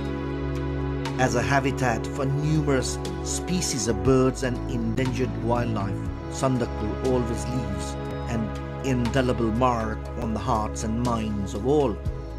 Situated at an altitude of 3,636 meters above the sea level, Sandakpur is located at Ward 2 and 4 of Sandakpur Rural Municipality in Nepal's eastern Ilam district. Embracing the mountains of Nepal, India and Bhutan, Sandakpur is the only place in South Asia where one can observe the Himalayas of all three countries. While enjoying the Himalayan settlements, one can observe the sunrise and sunset from Sandakpur. It is the only place in Nepal from where over 60 mountain peaks, including the Mount Everest, Kanchenjunga, Makalu, Pathivara and Kumbhakarna can be seen from one spot. Being the source of the holy Mai River, one of the 4 major rivers in Ilam, Sandakpur is also revered from a religious standpoint, attracting pilgrims from Sandakpur Ridge. The settlements of Ilam, Jhapa and West Bengal of India seem so close that it feels like you could hold them in the palm of your hand. The crimson glow of the sun rising from the Bay of Bengal in the morning, glittering upon the mountains. The joy of witnessing this form such a height is majestic. That is why in winter for the snow and during the monsoon for the rain, the number of visitors from both home and abroad to Sandakpur is on the rise. Among the different species of rhododendrons found in Nepal, 36 can be spotted just along the Sandakpur trek. The rhododendrons blooming all over the forest captivate every heart. With the chirping of birds, the cliffside honeybees, and the opportunity to study endangered species like the red panda, vultures, while enjoying nature, Sandakpur journey has captivated trekkers from around the world. Every year, more than 150,000 tourists from India, Bhutan, Bangladesh and Europe visit Sandakpur. Known as the Bird's Eye Place, Sandakpur was declared a one province, one cultural village by Nepal government in 2018. However, the place still awaits infrastructures like drinking water, electricity and proper trekking trails. Sandakpur can be reached after a 42-kilometer ride from the Ilam headquarters via Mai Pokhari and Kalu Pokhari. Another route to Sandakpur is from Ilam Bazar via Biblate, Sulubung, Mabu and Kalu Pokhari. When trekking to Sandakpur, the highest point of the Mahabharata range, the joy of staying in the homestays and hotels along the way while savoring local cuisine is immeasurable. While forging a connection with the Himalayan settlements, enjoying herbs and local produce, and playing in the snow in winter and the rain during the monsoon, you must visit Sandakpur at least once in your life.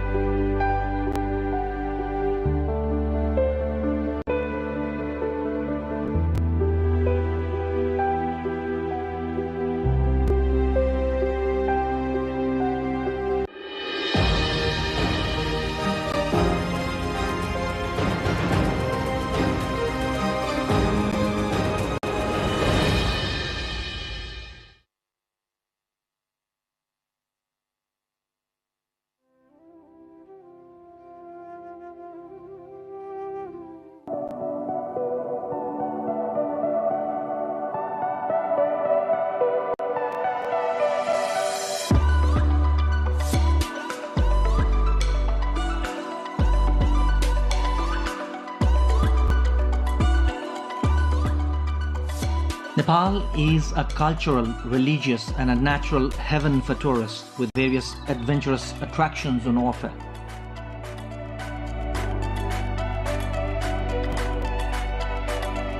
Nepal is undoubtedly one of the best tourism destinations in the world.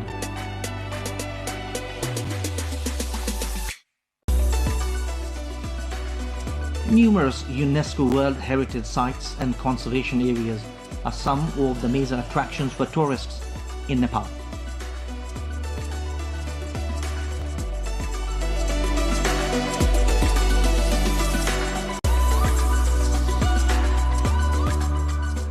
In addition, the natural, cultural and religious uniqueness of the country has been drawing large number of foreign tourists. Every place on earth has its own geography, cultural identity, environment, food and lifestyle. They collectively become the identity of the place. Especially the places attracting tourists got to have their own diversity and uniqueness. Madhya Province is one such place with its unique cultural identity and geography.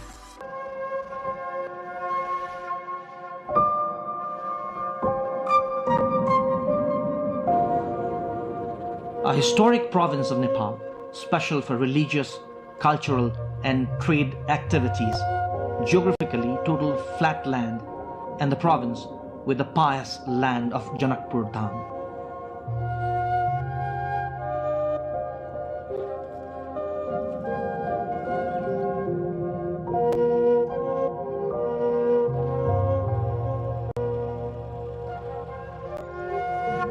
Some of the major destinations in Madhya Province are Janakpur Dham, Parsa Wildlife Reserve, Salhes Garden, Gadimai, Jaleswarnath Mahadev.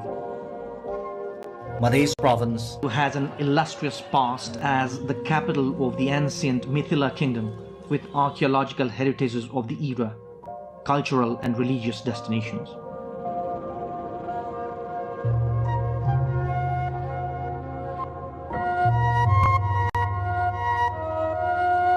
The province has special importance in the overall trade and transit of Nepal with the entire province in the Tarai Plains.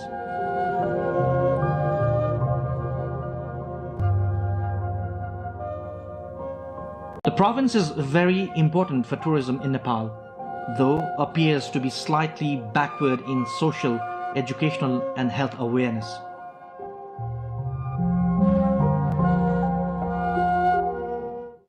The province has 4 domestic airports. The under construction Kathmandu-Nizhgard fast track and the international airport at Nizhgard will definitely open doors for its prosperity through tourism.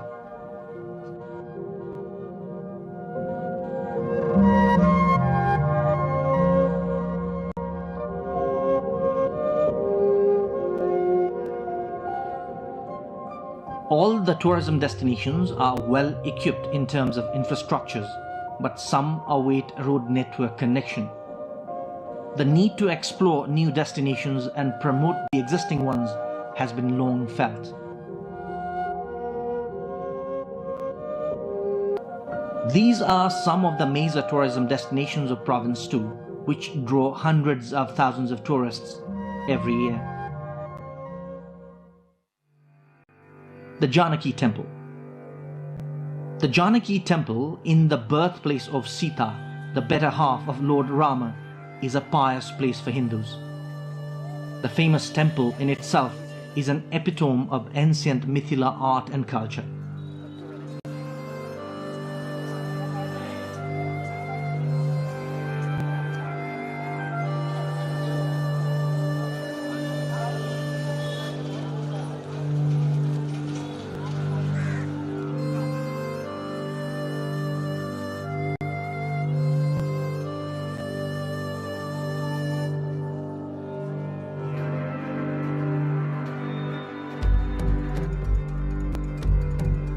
The temple, built in Mughal architecture, is believed to have been built by the then Princess of Tikamari of Madhya Pradesh in India by spending over 900,000 silver coins, a whopping sum at that time. Thus, the temple is also known as Naulakha Temple.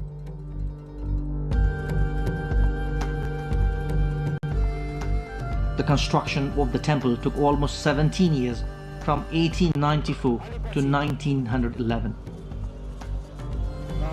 The Janaki Temple is the pride of the Mithila and a cultural heritage.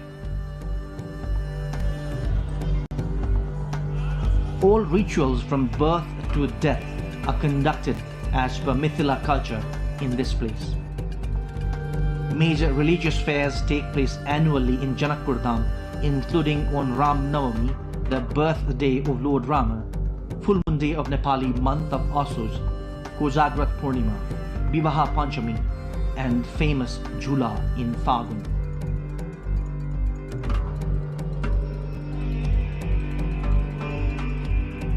This massive temple is not just a heritage for Nepalese, but for all the Hindus across the world. Janaki Temple stands out as the place drawing most number of tourists in Madhya Province every year.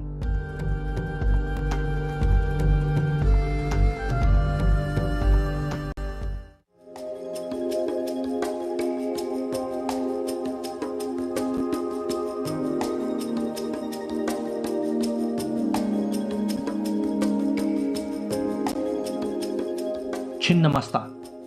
The revered Chinnamasta shrine is at Sakhara village towards the southern border of Chinnamasta from Saptari's district headquarters Rajviraj.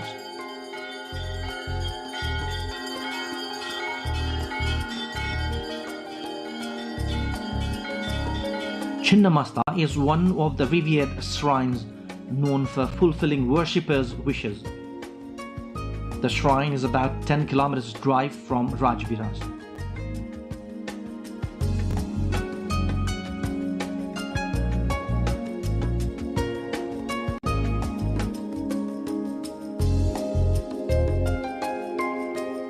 Large number of devotees throngs the deity's shrine in Dasai festival.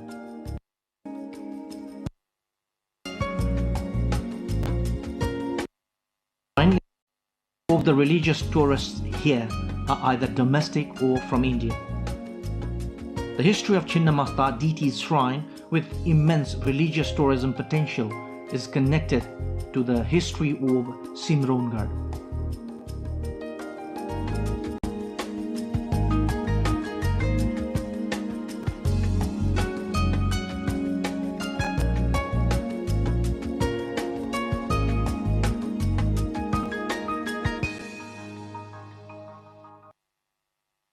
Parsa National Park. The Parsa National Park along the border of Parsa, Bara and Makwanpur districts is the youngest national park in the country. The earlier wildlife reserve has been transformed now into a national park.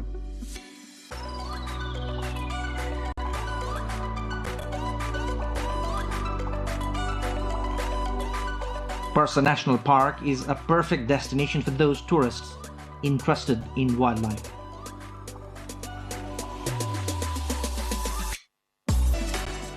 The national park is well known for the local wild elephants.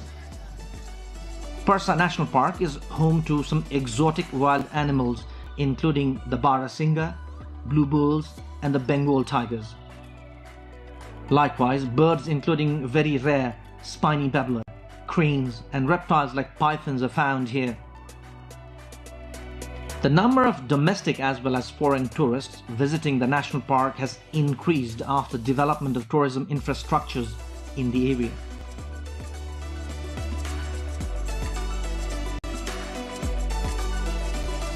One can reach Parsa National Park in around 6 hours drive from Kathmandu.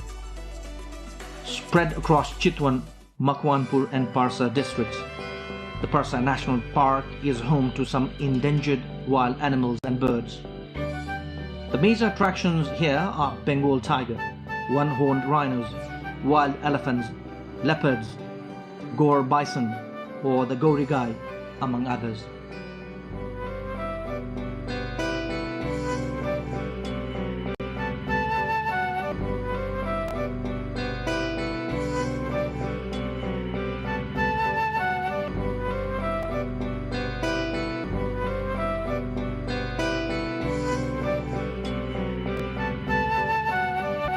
Dhanusadham. The Dhanush temple at Dhanusadham municipality of Dhanusa district is an important tourism destination of Madhya province.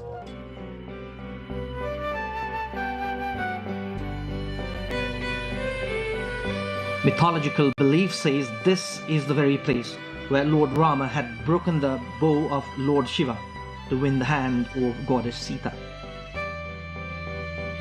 It is believed that the Pinak bow of Lord Shiva broke into 3 pieces when Lord Rama tried to fix the string on it. According to the famous Hindu scripture Ramayana, one of the pieces went to the sky, another went to the netherworld, and one dropped on earth here at Dhanusadham.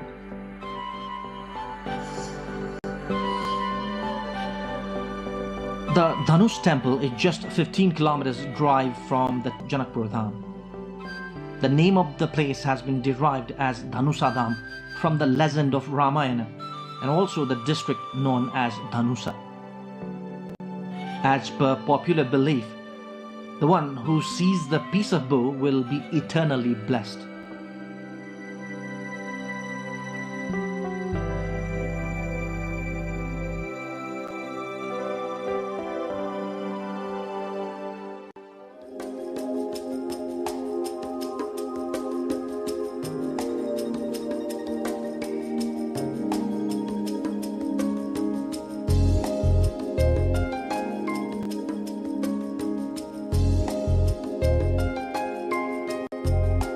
Birganj is Nepal's major business center. Not just known for trade and commerce, Birganj of Parsa district also draws a lot of tourists.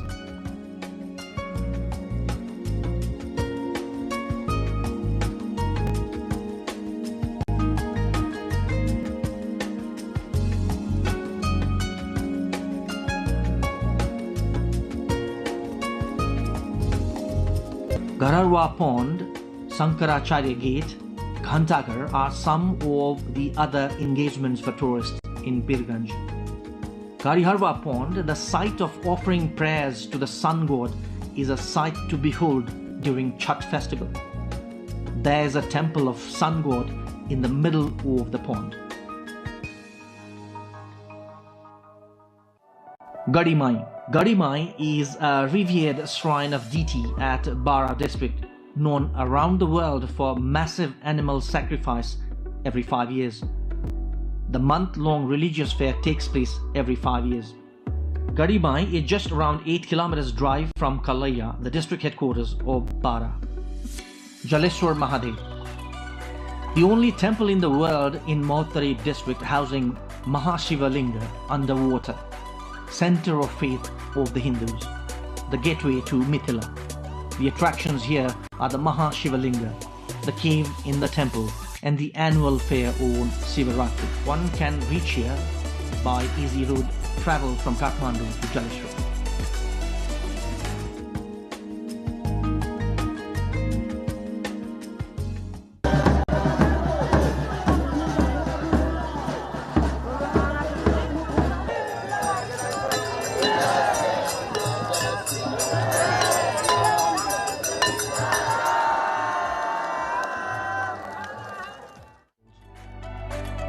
One can reach the Salahis Garden just 3 kilometers ride from Lahan Bazaar of Lahan municipality in Siraha district.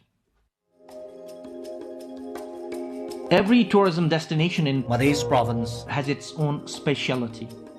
Almost all these destinations are awaiting promotion, at the same time developing necessary infrastructure to promote tourism here has its own challenges.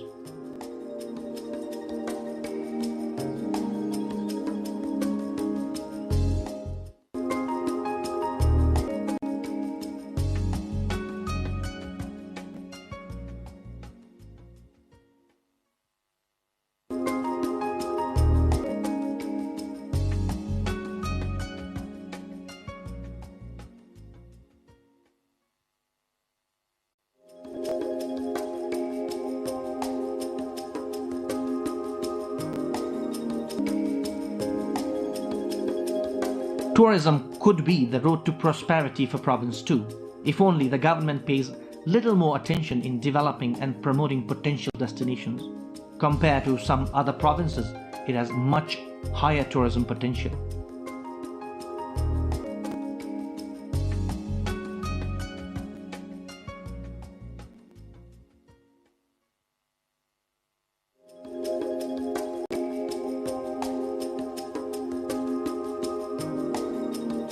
Upgrading the dilapidated roads and highways is important, in addition to operating regular air services.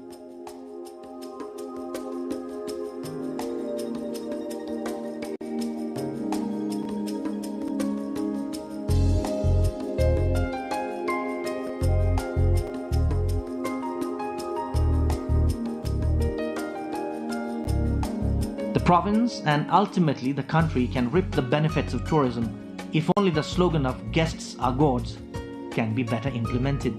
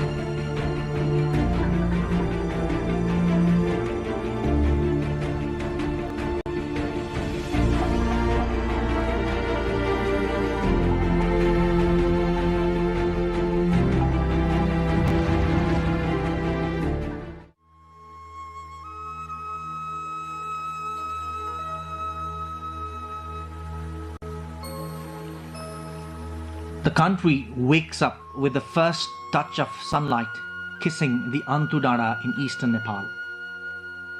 Antudara in Ilam district is the pride of Kosi province.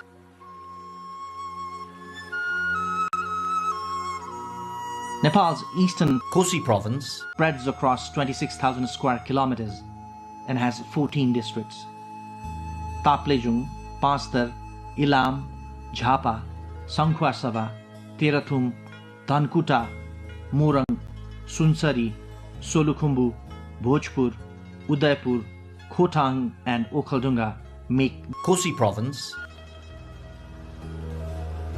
Though the province is an ethnic mix, the predominant inhabitants are Brahmin, Kshetri, Tamang, Sherpa, Rai and Limbu.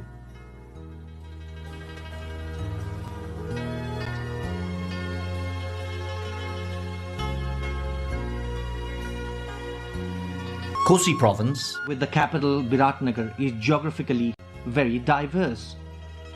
The province boasts the highest peak in the world, Mount Everest, to the lowest land in the country, Kechana Kabul.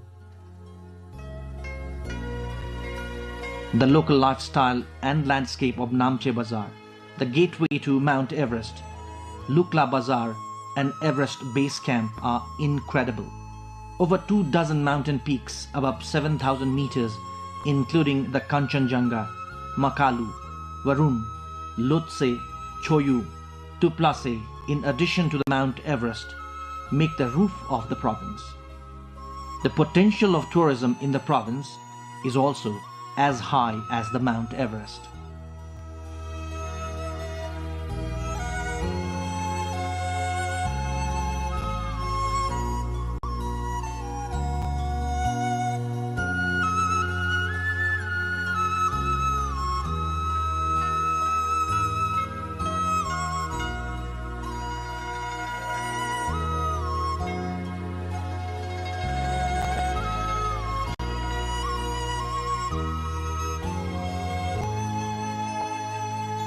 Country's largest Saptakosi, along with Mechi, Arun, Tamor, Kankai, Likhu are the major rivers in the province. These rivers are the lifeline of the people since time immemorial. Recently started motorboat on the Koshi River is opening doors for tourism while easing the life of the locals at the same time.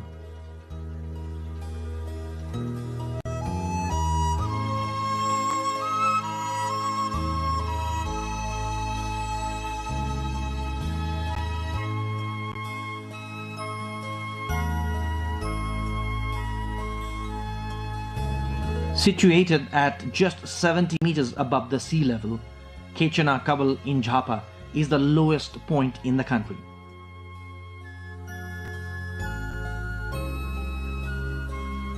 This place of national importance needs more promotion, and expectedly some programs are being undertaken. The world-renowned Kosi Tappu Wildlife Reserve, Sagarmatha National Park, Makalu Varun National Park and Kanchenjunga Conservation Area are some of the major attractions in Kosi province.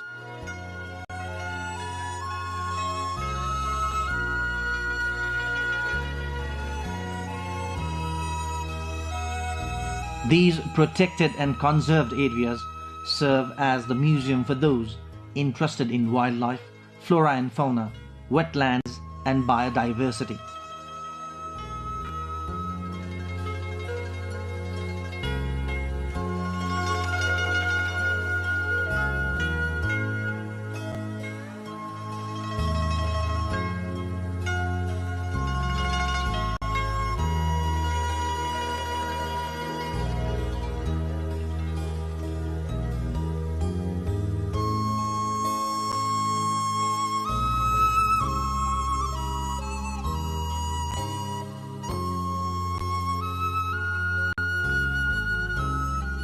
The number of people thronging Antudara in Ilam around the calendar to watch the sunrise is increasing by the day.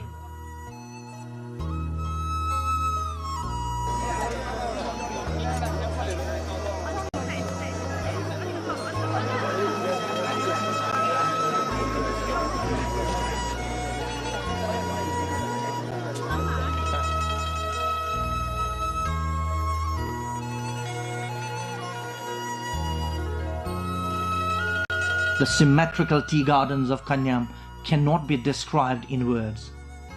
Prosperity along with natural beauty is the speciality of the province. No foreign or domestic tourist returns disappointed from this place.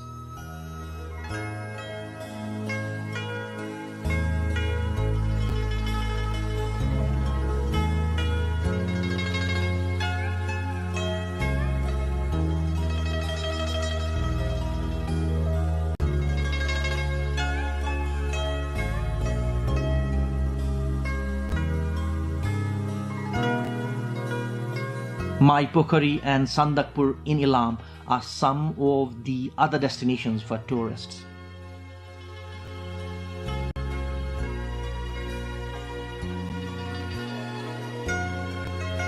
Sandakpur is probably the only place in Asia from where one can enjoy the panoramic view of around 60 mountain peaks.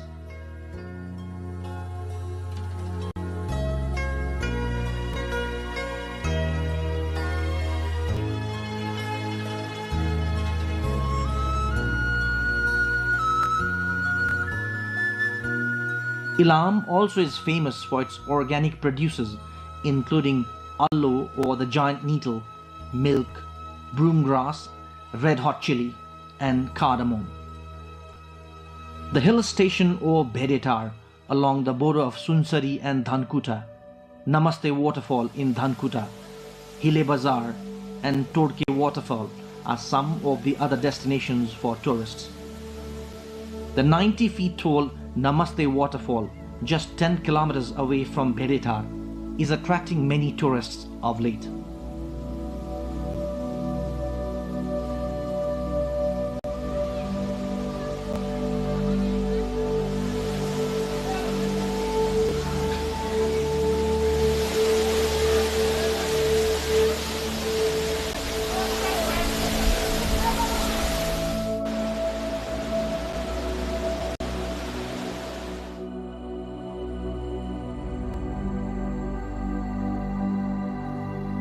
TMZ or Tinjure, Milne and Jaljala area in Terathum is branded as the capital of rhododendron.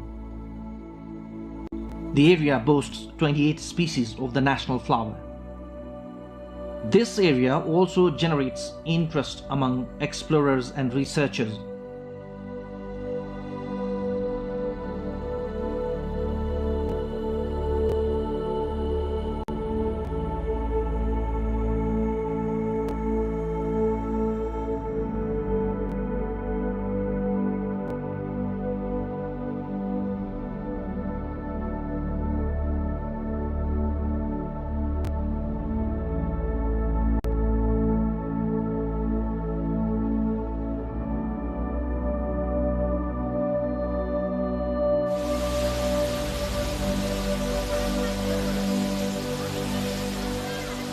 The 365-meter tall Hathung waterfall is the tallest in Asia and the pride of Nepal.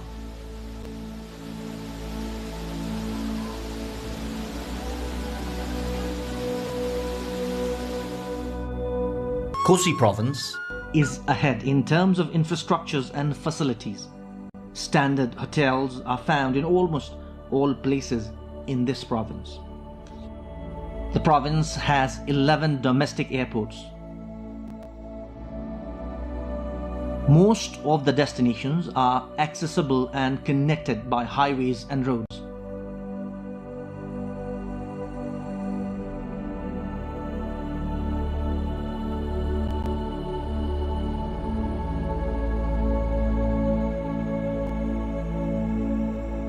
The Pathivara temple, situated at 3,794 meters above the sea level, is the combination of spirituality, natural beauty, and tourism. This is one destination in every Nepali's bucket list. The blooming rhododendrons in the spring and snow-white terrain in winter keep the tourism interest alive around the year.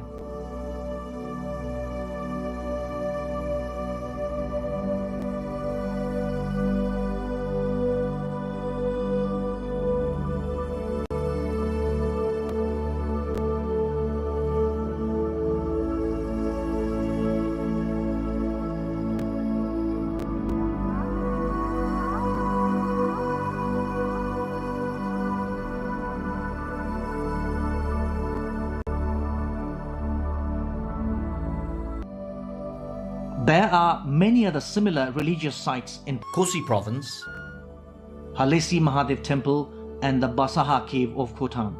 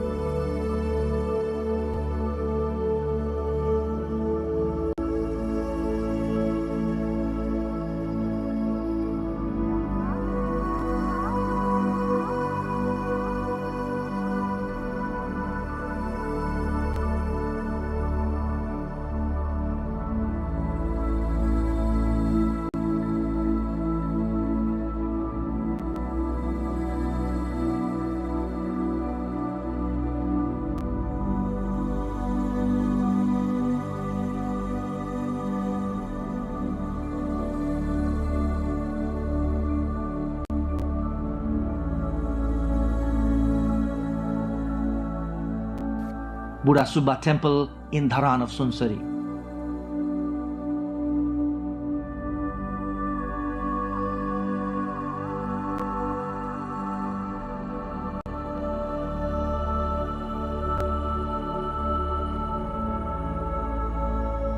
Barha Kshetra of Sunsari.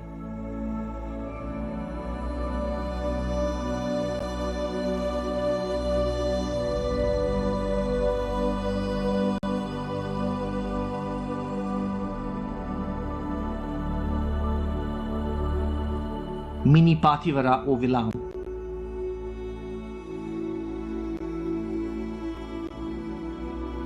Arjundhara of Jhapa of the Mahabharata myth.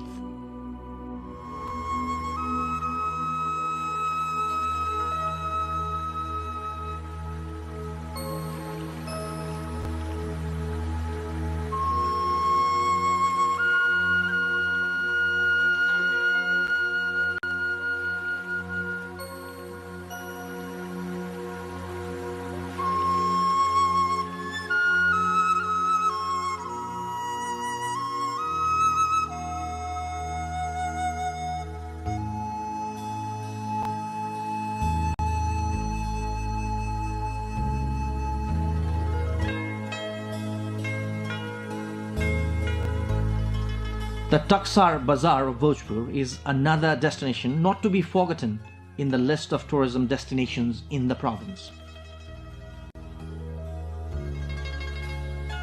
History dates the first minted Nepali coins in this place. Those copper coins are still found in Taksar. The small hamlet is a perfect destination to see the Eastern Nepali lifestyle.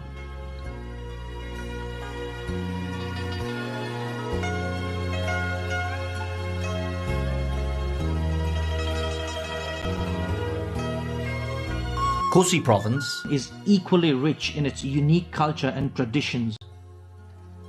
In addition to the major festivals celebrated by the Brahmins and the Chetris, different ethnic groups like Tamangs, Sherpas and Magars rejoice in Losar.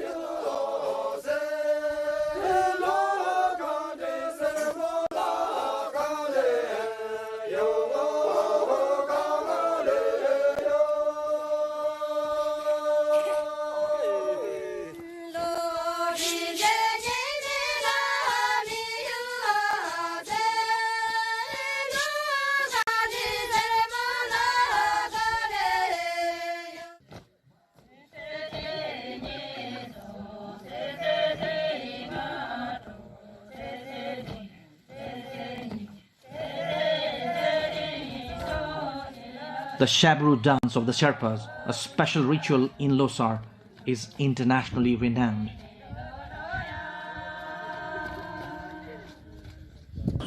The Udoli and Uvoli of the Rise and the Dhan dance have their own religious and scientific importance.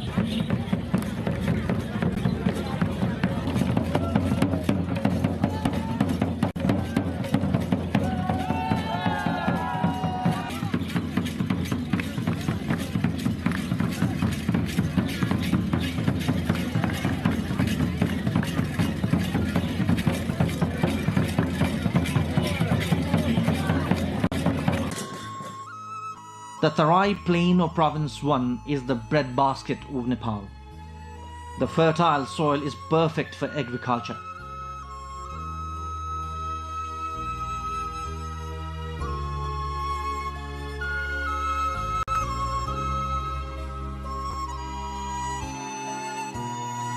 Tea gardens from the lowland of Japa to the height of Solukhumbu are some of the major cash crops here. These tea gardens also attract numerous tourists in the region.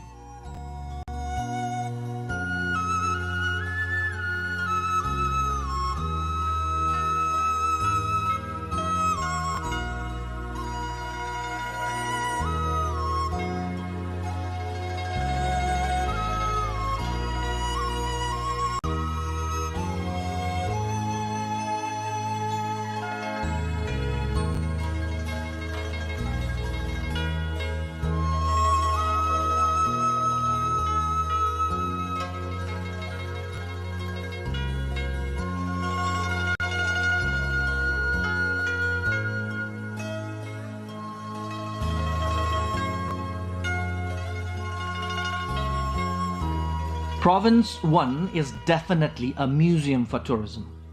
The natural beauty, religious heritages, abundance of natural resources, cultural diversity, and many more. Each and every hamlet and settlement, hills and mountains, rivers and ravines in the province have their own unique identity and speciality.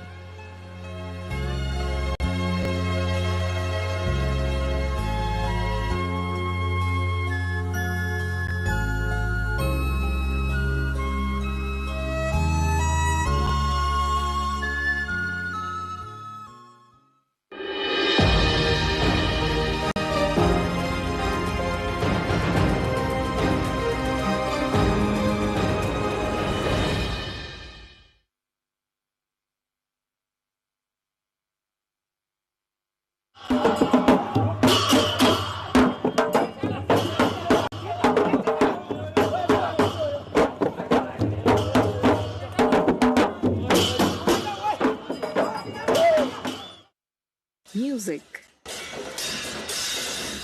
dance, food, art and devotion are the lifeblood of Newar culture, an ancient civilization rooted in the Kathmandu Valley of Nepal.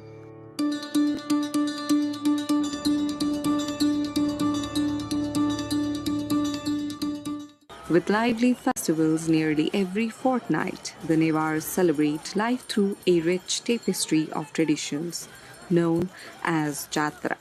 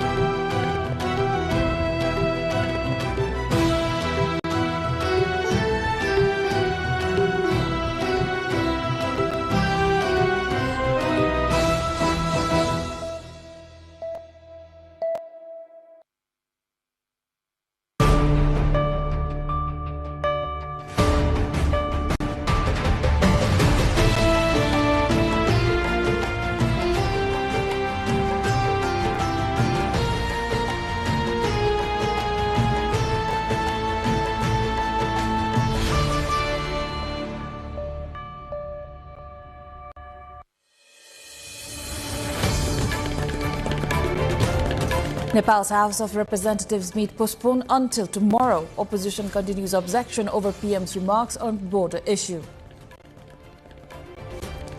Free hospital bed scheme underutilized in Nepal. Thousands of beds reserved for poor remain vacant amid policy implementation gap. Digital fraud cases rise in Nepal amid growing online transactions, system gaps and public unawareness attributed as main reasons. Iran halts strikes on Israel but to resume if Israel attacks Lebanon. Trump says Israel and Iran looking for immediate ceasefire.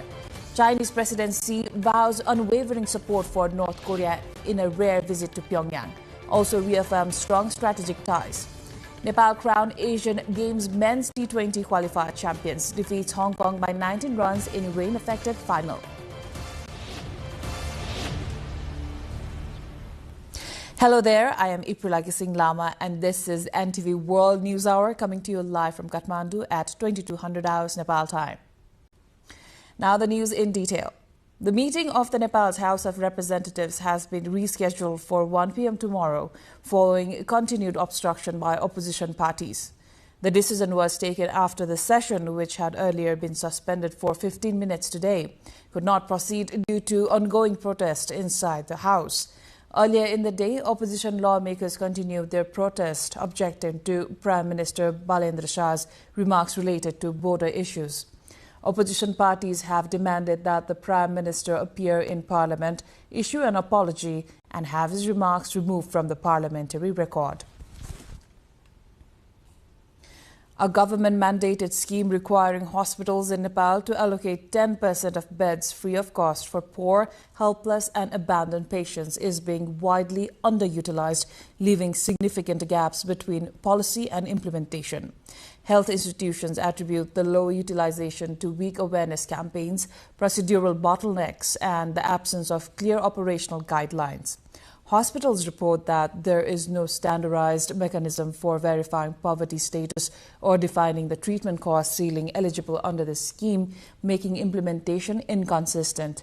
Nationally, out of 3,406 beds allocated for free treatment across 152 hospitals, 3,154 remain unused, according to available data. The underutilization highlights persistent structural and administrative gaps in Nepal's healthcare delivery system, raising concerns over access to essential services for the country's most vulnerable populations. We will look more into this in our segment Issue of the Day later in the bulletin. Now, as digital payments become increasingly common in Nepal, cases of digital financial fraud are rising at an alarming rate, with thousands reporting losses due to scams, hacking and unauthorized transactions.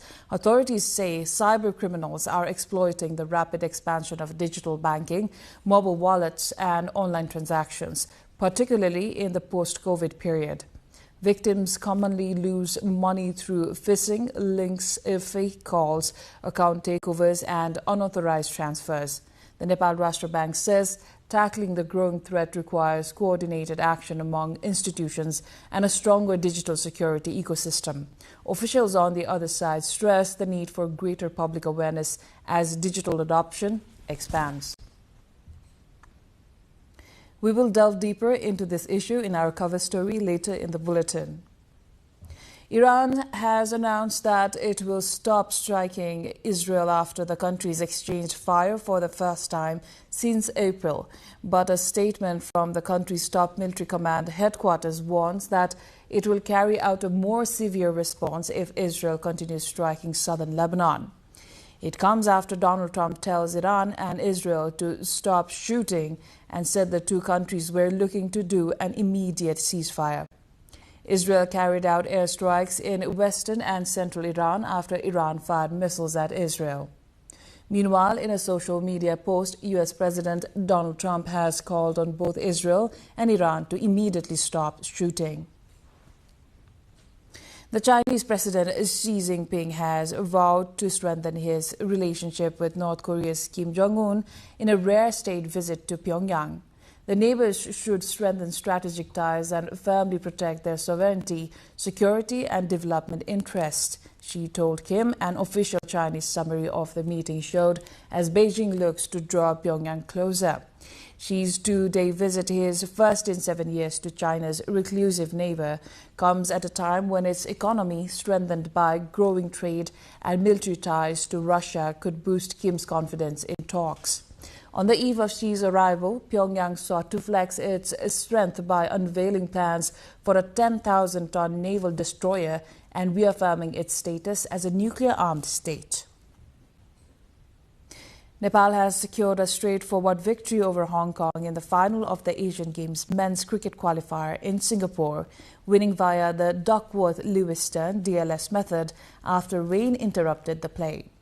Chasing a target of 189 runs set by Hong Kong, Nepal was well placed at 114 for 2 in 11.3 overs when rain stopped play. As the match could not resume, Nepal was declared winners under the DLS method, finishing 19 runs ahead of the par score of 95. Earlier, Hong Kong posted a competitive total of 188 for 7 in 20 overs after being put into bat. Both Nepal and Hong Kong entered the final unbeaten, making Nepal's rain-affected victory a hard-fought and significant triumph in the qualifier. Now, free hospital beds are waiting, yet many vulnerable patients remain unaware or unable to access them. We examine what's standing in the way after a short break.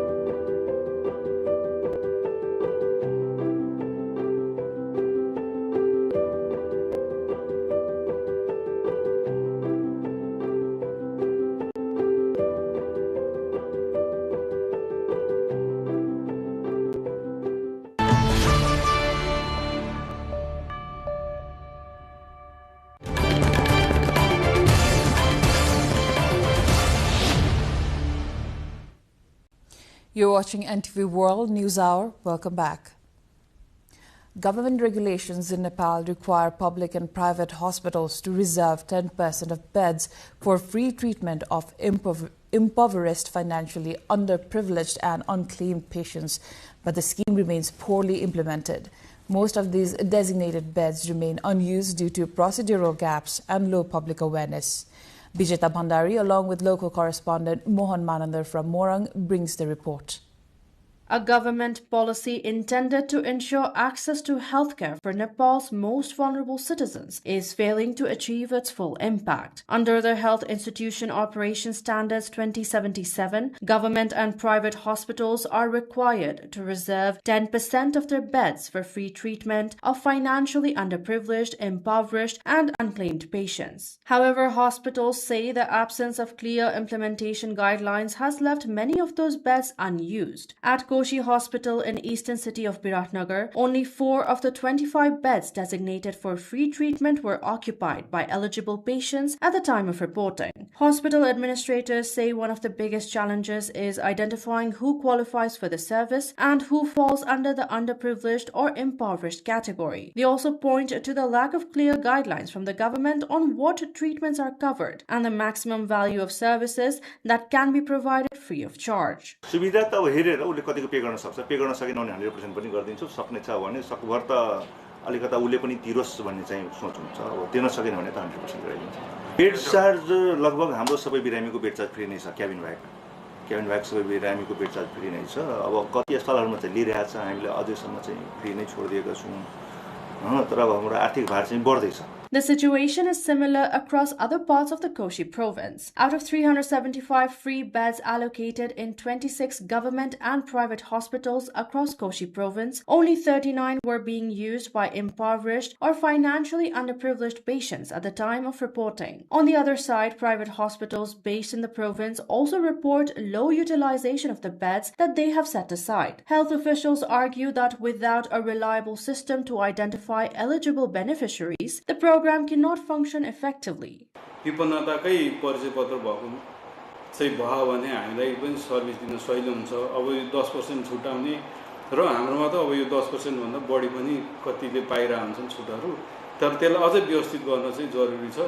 Health workers further say that while information about free beds is available on government health portals, many eligible patients remain unaware of the facility and the process required to access it. With hundreds of beds remaining underutilized despite significant healthcare needs, health experts say reforms are urgently needed to bridge the gap between policy and practice and ensure that free treatment reaches Nepal's most vulnerable populations. Now, in this context, we asked the general public why the free beds in the hospitals remain underused. Let's hear what they had to say. पहुँचवालाले चाहिँ गर्दाखेरि भएर पनि छैन भन्ने चाहिँ नि त्यो खालको मनोवृत्ति छ क्या यहाँ। यसले गर्दाखेरि त्यो मनोवृत्ति पनि करेक्सन हुनु पर्यो र आम रूपमा जनताको त्यो चाहिँ तल्लो स्तरको जनतामा पनि यो कुराहरू पुग्नु पर्यो अनि मात्रै चाहिँ नि त्यसको सही सदुपयोग हुन्छ। बिरामी आउँदा बेटै छैन, सोर्स बस्नलाई केही नै हुनेवाला छैन, कसरी हुन्छ? अब हामी पनि गरिबै हो त। मैले मेरो बाउको लागि, आफ्नै बाउको लागि बेडको लागि मैले सोर्स बस लाएर भित्र बेड पाएँ। 100मा 80 चाहिँ यहाँ सरकारले भनेको छ, 20 चाहिँ लिँदो रहेछ। 20 हो भनेर भन्ने कुरा भएको छ। त्यस्तै होला, साह्रै ठुलो खर्च भएन यहाँ।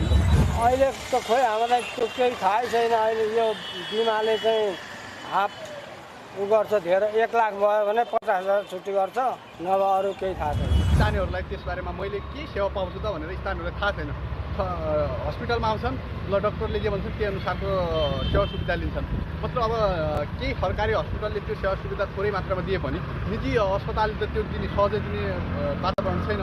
त्यसको लागि त सरकारले नै सर्वप्रथम जनताहरूलाई त्यसप्रति एउटा सचेत बनाएको जनताहरूले यसको सेवाको बारेमा थाहा नपाएको तथा प्राइभेट सेक्टरमा पनि हामीले यसो निःशुल्क सुविधा पाउन सक्छौँ कि भन्ने कुराको पनि त्यति प्रष्ट रूपमा जानकारी नभएको र भएको ठाउँमा पनि विभिन्न बाहनामा विभिन्न चाहिने संरचना बनाएर प्राइभेट हस्पिटलले त्यसरी तदारुकतापूर्वक सेवा नदिएको हो कि भन्ने पनि लागेको छ।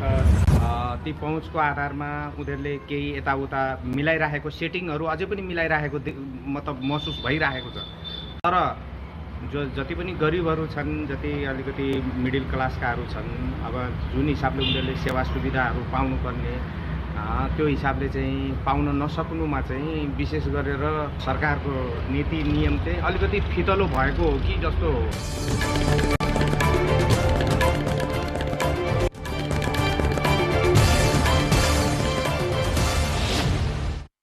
A call or a message, that's sometimes all it takes to lose your money online. As digital payments grow in Nepal, so do the risks lurking behind the screen. More on this after a short break.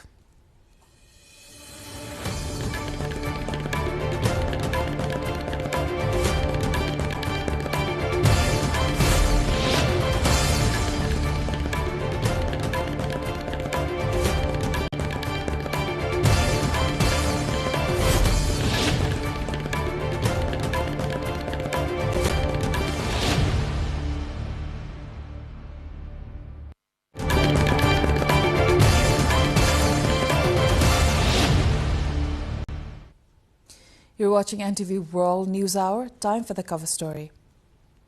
As digital payment is becoming part of everyday life in Nepal, so does cases of digital financial fraud.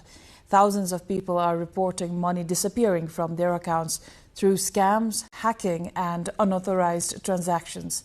Despite laws and regulatory mechanisms in place, most of the cases appear due to lack of digital literacy and absence of a foolproof mechanism. Diksha Awasthi looks more into the issue. म अमरावती बचत तथा ऋण सहकारी संस्थाको सञ्चालक हुँ। अब यो 34 लाख रुपैयाँ हाम्रो खाताबाट चल्ती खाताबाट राष्ट्रिय वाणिज्य बैंकबाट चाहिँ हाम्रो चाहिँ ह्याकिङ भन्छ, अब स्क्याम भएको भन्छ। हामी यहाँ झन्नै 15 दिन अगाडिदेखि यो कार्यालय साइबर विरोध आइरहेका छौँ। म पनि डिजिटल ठगीमा परेको मान्छे हो।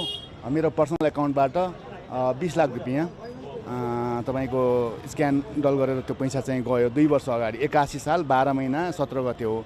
मैले अनि तुरन्त आएर साइबरमा चाहिँ निवेदन दिएँ अनि तपाईँ नेपाल राष्ट्र बैंकमा गएर निवेदन दिएँ। 2 वर्ष भइसक्यो, त्यो होल्ड भएको पैसा पनि फिर्ता पाएको छैन। These These are just few among thousands of victims of digital financial fraud in Nepal. According to the Cyber Investigation Bureau of Nepal Police, 4,154 digital fraud complaints were registered in the fiscal year 2023-24. That number surged by more than 90% to 7,740 in 2024-25.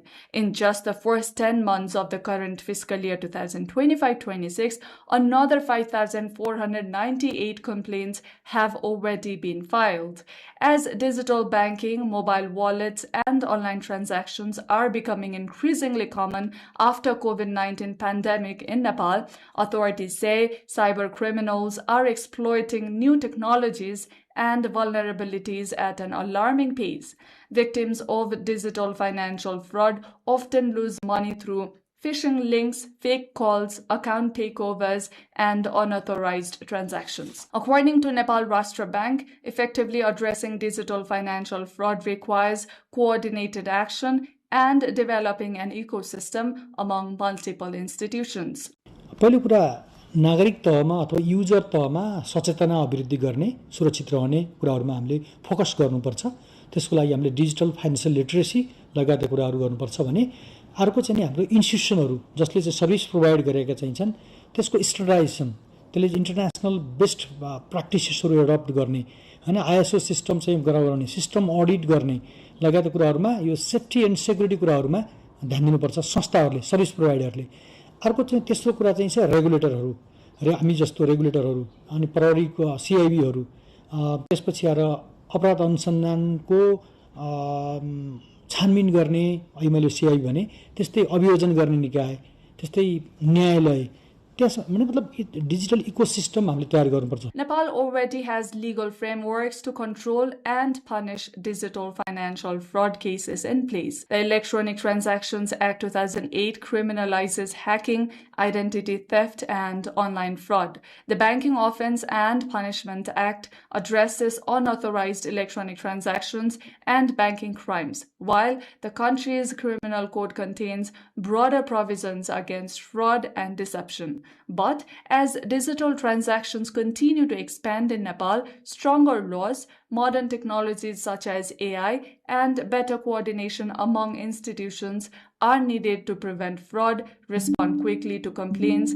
and maintain public trust in the digital financial system. Equally important is the digital awareness among users who are increasing by number. Diksha Awasthi, along with camera person Rasila Shrestha, reporting for NTV World. As digital payment fraud cases surge across Nepal, authorities are urging users to adopt basic online safety measures to protect themselves from increasingly sophisticated cyber scams targeting banking apps, mobile wallets, and social media platforms. In this report, we look into the key red flags of online scams as incidents of digital fraud continue to rise nationwide. Digital payment fraud cases are increasing by more than 90% every year, according to Nepal Police. Experts say a few simple precautions can significantly reduce the risk. Avoid clicking suspicious links. Never share your OTP, PIN, or banking details. Use strong passwords and stay cautious of unknown WhatsApp video calls. While shopping online, verify sellers and use cash on delivery whenever possible. Most importantly, be wary of schemes that promise quick money, gifts, or parcels from abroad. Now let's know about red flags of online scams. Scammers often create urgency or pressure victims into sharing sensitive information. If someone asks for your OTP, bank details, verification code, or claims you've won a prize or received a parcel, treat it as a red flag. If you suspect you have been scammed, act immediately. Contact your bank and request a hold on the affected account. Preserve screenshots, transaction records, and messages as evidence. Victims can report the incident at the nearest police station or directly to the Cyber Bureau through its online complaint system. The Cyber Bureau can also be reached through its 24-hour hotline numbers. Staying informed, protecting personal information, and reporting incidents quickly are the most effective ways to stay safe in the digital world.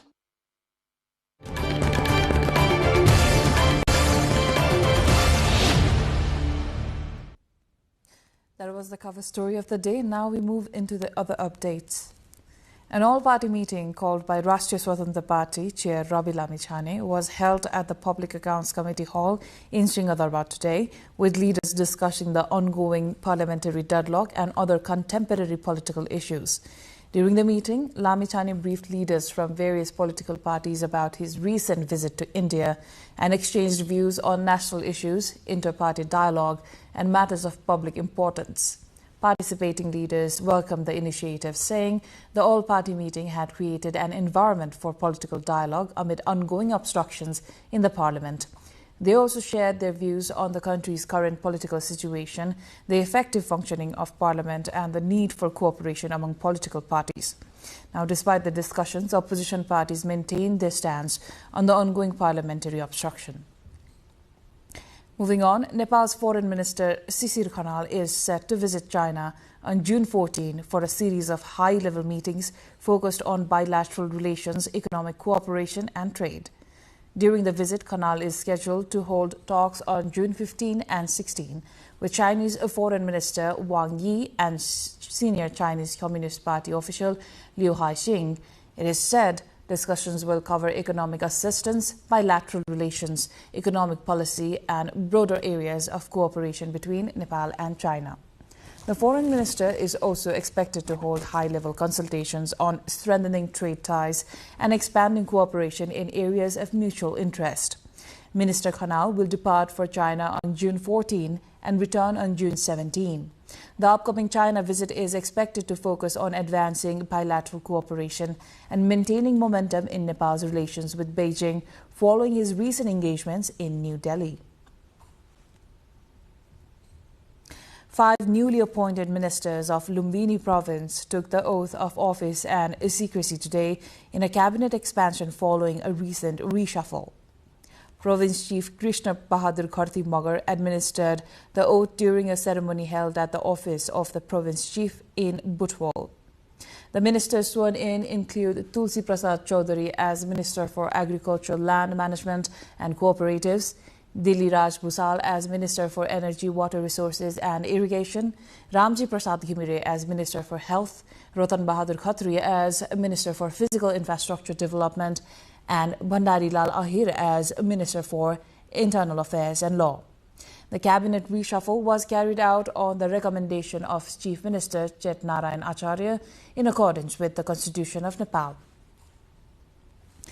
Nepal's Commission for the Investigation of Abuse of Authority, CIAA, has filed a corruption case at the Special Court in Kathmandu against Birganj Metropolitan City Mayor Rajesh Man Singh and 6 other individuals today. According to the CIAA, the case relates to allegations of issuing a birth registration certificate and citizenship document based on false details by falsely claiming another person's daughter as his own in Birganj Metropolitan City 3. The CIAA stated that false documents were prepared and procedural irregularities were committed during the issuance of birth registration and citizenship certificates, while parts of the investigation process were allegedly manipulated to cover up the misconduct. The case will now proceed for hearing at the Special Court. The Special Court has extended the detention of businessmen Deepak Bhatt and Sulabh Agrawal, who are in custody in a money laundering case, for the 8th time. A bench of judges, Narayan Prasad Paudel and Umesh Koirala, today granted permission to keep them in custody for an additional 3 days each for further investigation.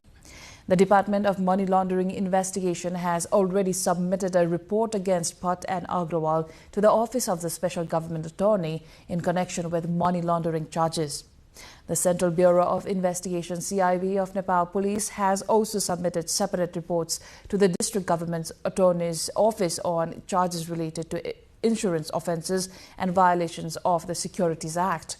The CIB is also conducting an ongoing investigation into banking offences. Now, goods worth over 40.10 billion rupees have been imported into Nepal through the Rasuagari border point, a key trade gateway between Nepal and China during the current fiscal year, according to the Rasua Customs Office. The imports recorded from the start of the fiscal year in mid-July to date include ready-made garments, footwear, fabrics, electrical goods, walnuts, apples, garlic, ginger, thermos flasks, hydropower equipment, and electric vehicles, among other items. During the same period, Nepal exported goods worth approximately 900 million rupees through the same route. With the expansion of modern road networks, the Rashwagadi border point has become an increasingly important hub for international trade between the two countries. Branded buttermilk produced using traditional methods has entered the market in Palpa of Lumbini province in western Nepal as demand for dairy products continues to rise.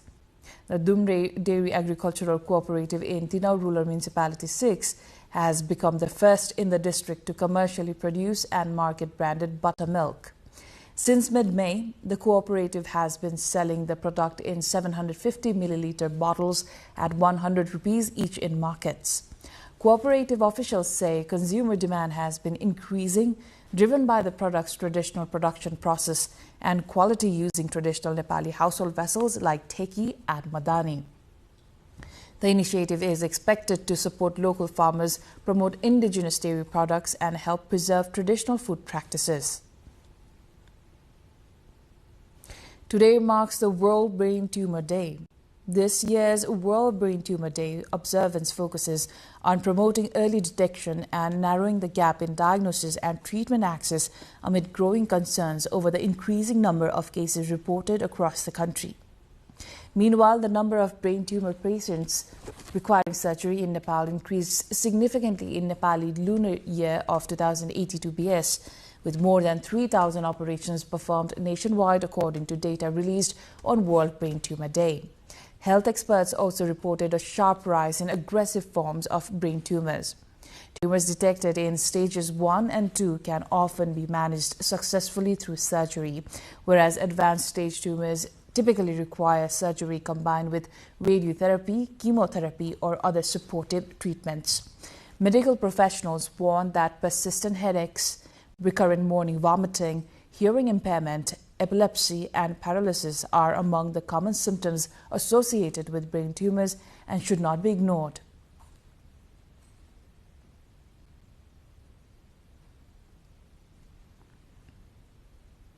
Now, before we move on to more updates, let's have a quick recap of the headlines.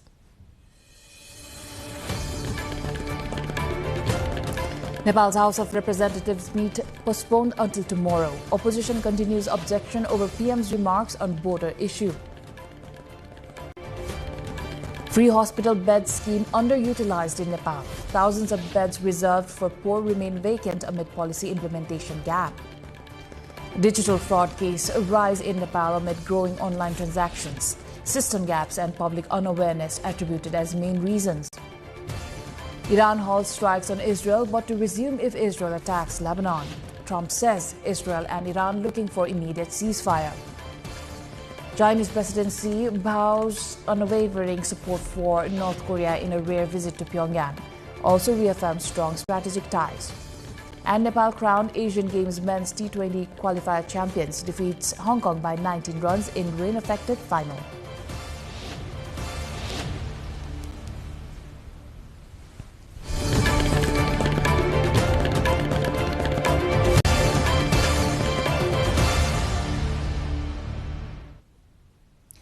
Tensions remain high in the Middle East amid ongoing conflict and stalled diplomatic efforts between Iran, the United States, and Israel. Iranian Foreign Minister spokesperson Ismail Baqei has said that the U.S. is responsible for the resumption of hostilities with Israel. Baqei also added that Israel's actions cannot be separated from U.S. policy. He further warned that the renewed fighting in the Middle East could have consequences for ongoing talks with the United States aimed at reaching peace in the region. قطعاً به صورت طبیعی روند دیپلماتیکی که برای خاتمه دادن به یک جنگ تحمیلی شروع شده. تبادل پیام‌ها ادامه داشت. حضور وزیر کشور پاکستان هم یکی از دلایل حضور ایشون همین بود که کمک بکنه به تداوم روند گفتگوها و انجام امور مرتبط با میانجیگری. بنابراین خیر ادامه داشت. Meanwhile, China's foreign ministry says it is deeply concerned by fresh attacks between Israel and Iran, expressing hope that a fragile truce in the Middle East war would be respected. Spokesperson Lin Jian told a regular news briefing that resuming hostilities is not in any party's interest. 中方对当前的局势深表关切，战事再起不符合任何一方的利益，希望相关各方履行停火承诺，保持谈判势头，坚持通过政治外交途径化解争端，尽早实现全面持久停火，为恢复中东海湾地区和平安宁创造必要条件。 The leaders of Ukraine and its close European allies, the UK, France and Germany, have set out 5 conditions for reaching a just and lasting deal to end the war with Russia.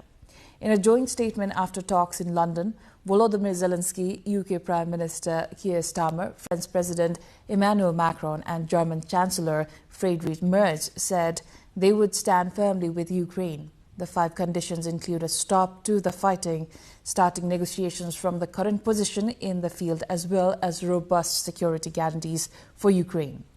The leaders reiterated the need for the US to be part of the process at a time when US President Donald Trump's focus has shifted to the war with Iran. At least 32 people have died after a magnitude 7.8 earthquake struck off the coast of Mindanao Island in the southern Philippines, according to officials. The quake hit at 7:37 a.m. local time today, triggering tsunami alerts in the Philippines, Indonesia, Japan and Australia. Some of those were cancelled hours later. More than 100 people have been injured across several provinces. Almost 24 are missing and 10,000 residents have been preemptively evacuated. Mindanao is the Philippines' second biggest island, both in size and population, and is home to around 26 million people. Now, a bear sighting in Sunomiya, a prefectural capital in Japan's Greater Tokyo area, prompted authorities to close all municipal elementary and junior high schools as a precautionary safety measure. Officials said the decision was taken to ensure the safety of students and residents after reports confirmed the animal had been seen inside the city area. A second sighting was reported later in the evening, further heightening concern among local authorities. Security teams and wildlife officers have been deployed to monitor the situation and track the animal, while residents have been urged to remain vigilant and avoid unnecessary outdoor movement until the area is declared safe. Cities across the Guangdong, Hong Kong, Macau Greater Bay Area (GBA) marked World Oceans Day today with a series of marine conservation activities aimed at raising public awareness of ocean protection and environmental sustainability. As part of the initiatives, divers from across the Greater Bay Area conducted coral monitoring and marine debris removal operations in waters surrounding Mayowan Island. The team collected data on coral growth and marine ecosystems to support ongoing ecological restoration and environmental monitoring efforts. Organizers also launched a 2-day parent-child study camp titled Young Ocean Guardians to promote marine science education among families. The events were held in observance of World Oceans Day, which seeks to encourage greater public engagement in protecting marine ecosystems and addressing environmental challenges affecting the world's oceans.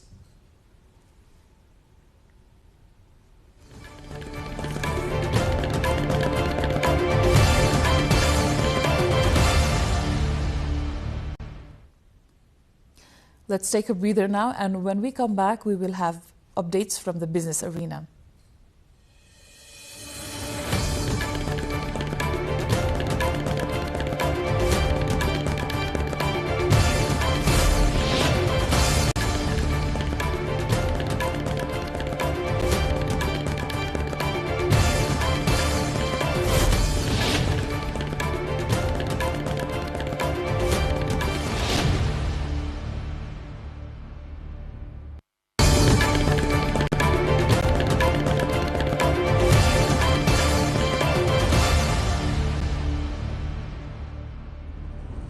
The International Monetary Fund has approved approximately $42.9 million in new assistance for Nepal. Under its Extended Credit Facility program, bringing the total aid Nepal will receive under the program to $384.1 million. The IMF Executive Board meeting on June 5th cited Nepal's significant progress in structural reforms, including modernization of its monetary framework, stronger financial oversight, and improved public accountability as the basis for releasing the funds. IMF projects Nepal's economic growth at 3% for the current fiscal year 2025-26. Weighed down by political unrest, lower agricultural output, weak private investment, and spillover effects from the Middle East conflict. The ECF program, first approved in January 12, 2022 for 38 months, will remain in effect until July 11, 2026, giving Nepal a continued framework for fiscal and financial reform. Under the program, Nepal has committed to strengthening its foreign exchange reserves, improving public financial management, and pressing ahead with its broader economic reform agenda. Global stock markets have fallen after a sharp sell-off in technology shares led to some bruising falls in Asia. South Korea's stock market was forced to halt trading for 20 minutes on Monday after the Kospi index plunged by nearly 9% within minutes of opening. The Kospi eventually closed down 8.3%, while Japan's Nikkei index fell by 3.8%. European markets opened lower but saw much smaller falls than those seen in Asia. Markets were also rattled by a rise in oil prices, fueling concerns of inflation after Iran and Israel exchanged strikes for the first time since a ceasefire was agreed between the sides and the US in April. In Europe, Germany DAX index fell 0.9%, while the UK's FTSE 100 slipped 0.2%. Consequently, the price of global benchmark Brent jumped by 4.6% to $97.34 a barrel in Asia, while US traded crude rose by 4.3% to $94.40 after strikes were exchanged between Iran and Israel. Airlines expect to carry more passengers this year, but earn only half as much profit as in 2025, as high fuel prices don't appear to be fully deterring travel. This is according to projections published by the International Air Transport Association. IATA predicted its 370-member airlines, which accounts for 85% of global air traffic, will carry 5.1 billion passengers this year, which is up 2.4% from 2025, when passenger traffic was estimated at 4.98 billion. But the rising fuel costs and Middle East war disruptions could reportedly affect the net margins, according to the IATA projections, which show the profits will shrink from $45 billion in 2025 to $23 billion, thus decreasing the net margin from 4.2% to just 2%. While Middle East airlines, including Qatar Airways and Emirates, are expected to face a difficult year, European airlines are projected to become the most profitable, with net margins of 3.1%, followed by North American Airlines at 2.5% and Asia Pacific at 2.1%. French customs authorities have destroyed more than 37,000 pairs of counterfeit sports shoes seized from China after a legal process that lasted 15 years. The footwear, confiscated by customs officers at the port of Le Havre, Le Havre in northern France in 2011 was destroyed following the conclusion of lengthy judicial proceedings. Customs officials said the case highlights the scale and diversity of counterfeit goods entering international markets. Authorities said counterfeiting remains a significant challenge for customs services, affecting industries ranging from luxury fashion to household products and children's merchandise. Le Havre is one of France's busiest ports and a key entry point for imported goods, making it a major focus of customs enforcement efforts against counterfeit products.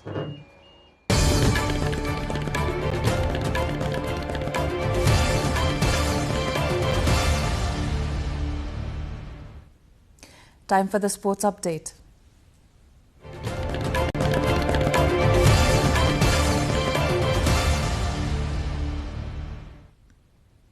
Authorities in Los Angeles are intensifying final preparations at stadium facilities and surrounding infrastructure ahead of the opening match of the FIFA World Cup scheduled for June 12 between host nations United States and Paraguay.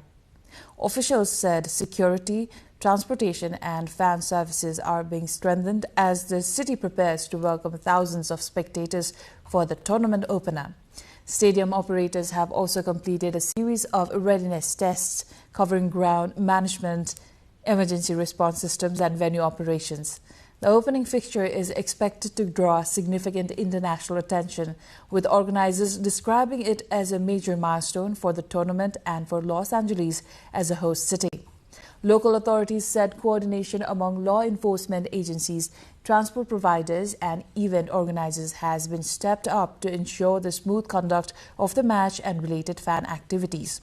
The June 12 encounter between the United States and Paraguay will officially launch the competition, with millions of viewers expected to follow the event worldwide. More than 200 demonstrators gathered outside Los Angeles World Cup Stadium, waving pre-revolutionary Iranian flags in a protest against the Iranian government and in support of the Iranian people ahead of the tournament. The demonstration comes as the Iran national football team prepares to face the New Zealand national football team in its opening 2026 FIFA World Cup group stage match on June 15 in Los Angeles. Organizers said the gathering remained peaceful and was closely monitored by local authorities. Meanwhile, FIFA said it plans to prohibit the display of the lion and sun flag inside World Cup venues, citing tournament regulations governing political symbols and demonstrations. The decision has drawn criticism from some members of the Iranian diaspora, who view the flag as a symbol of national identity rather than a political statement.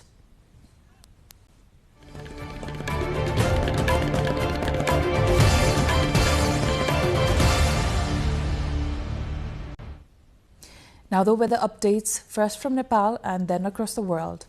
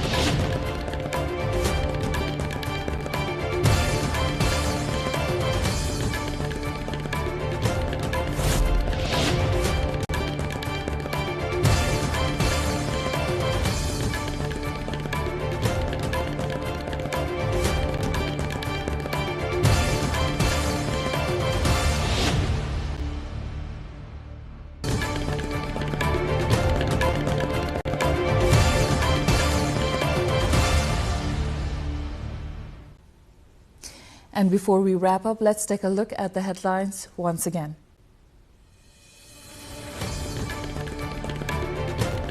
Nepal's House of Representatives meet postponed until tomorrow. Opposition continues objection over PM's remarks on border issue.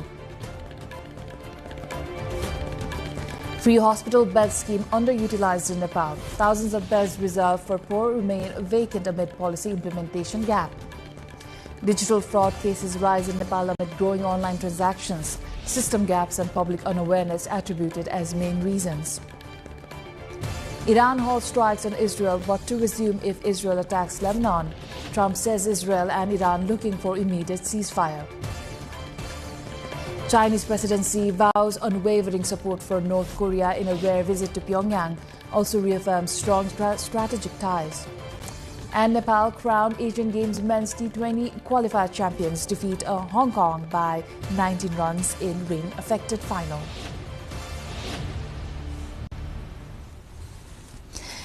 That's all for the moment. Do join us through our social media and visit us at www.nepaltelevision.com for more information and news. I am April Singh Lama. Thank you for staying with us. Good night.